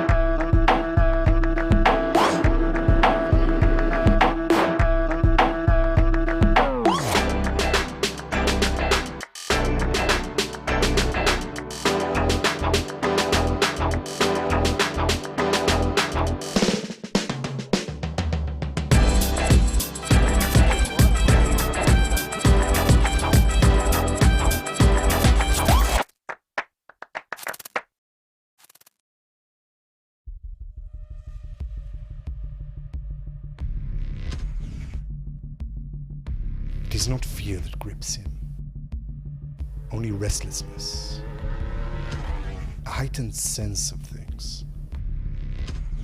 The smell of engine and sweat, the engine rattling his blood, the crowd roaring. The race is about to start. He breathes deeply to focus. In this league, he finally found what he was looking for. A true passion.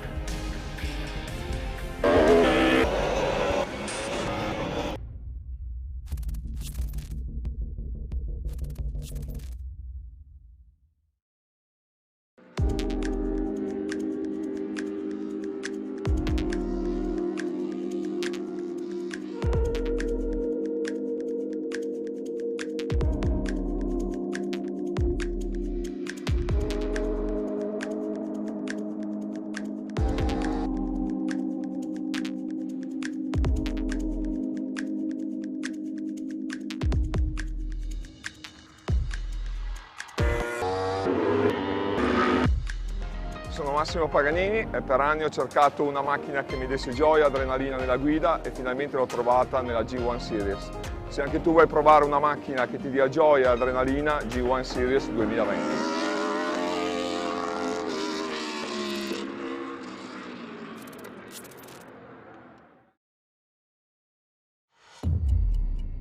So, you think you got what it takes to race in the G1 Series? Can you keep your concentration? Even in the most stressed situations, can you keep pushing even when things go wrong? Can you master different environments? Can you adapt immediately to different conditions? Can you keep learning? Learning from your opponents, learning from your mistakes, learning from everyone, anytime, anywhere, until you reach your goal and become the best you can. Think you got what it takes to race in the 2020 G1 Series? Then fill in the form now.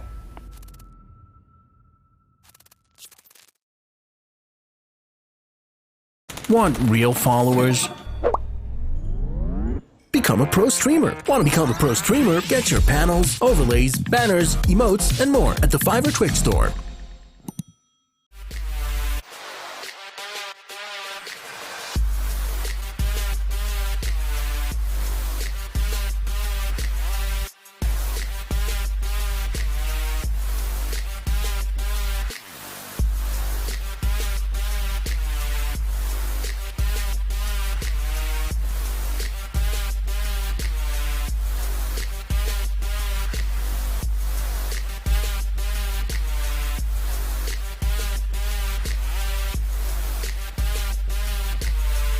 World Pro Racing, where sim racing becomes real.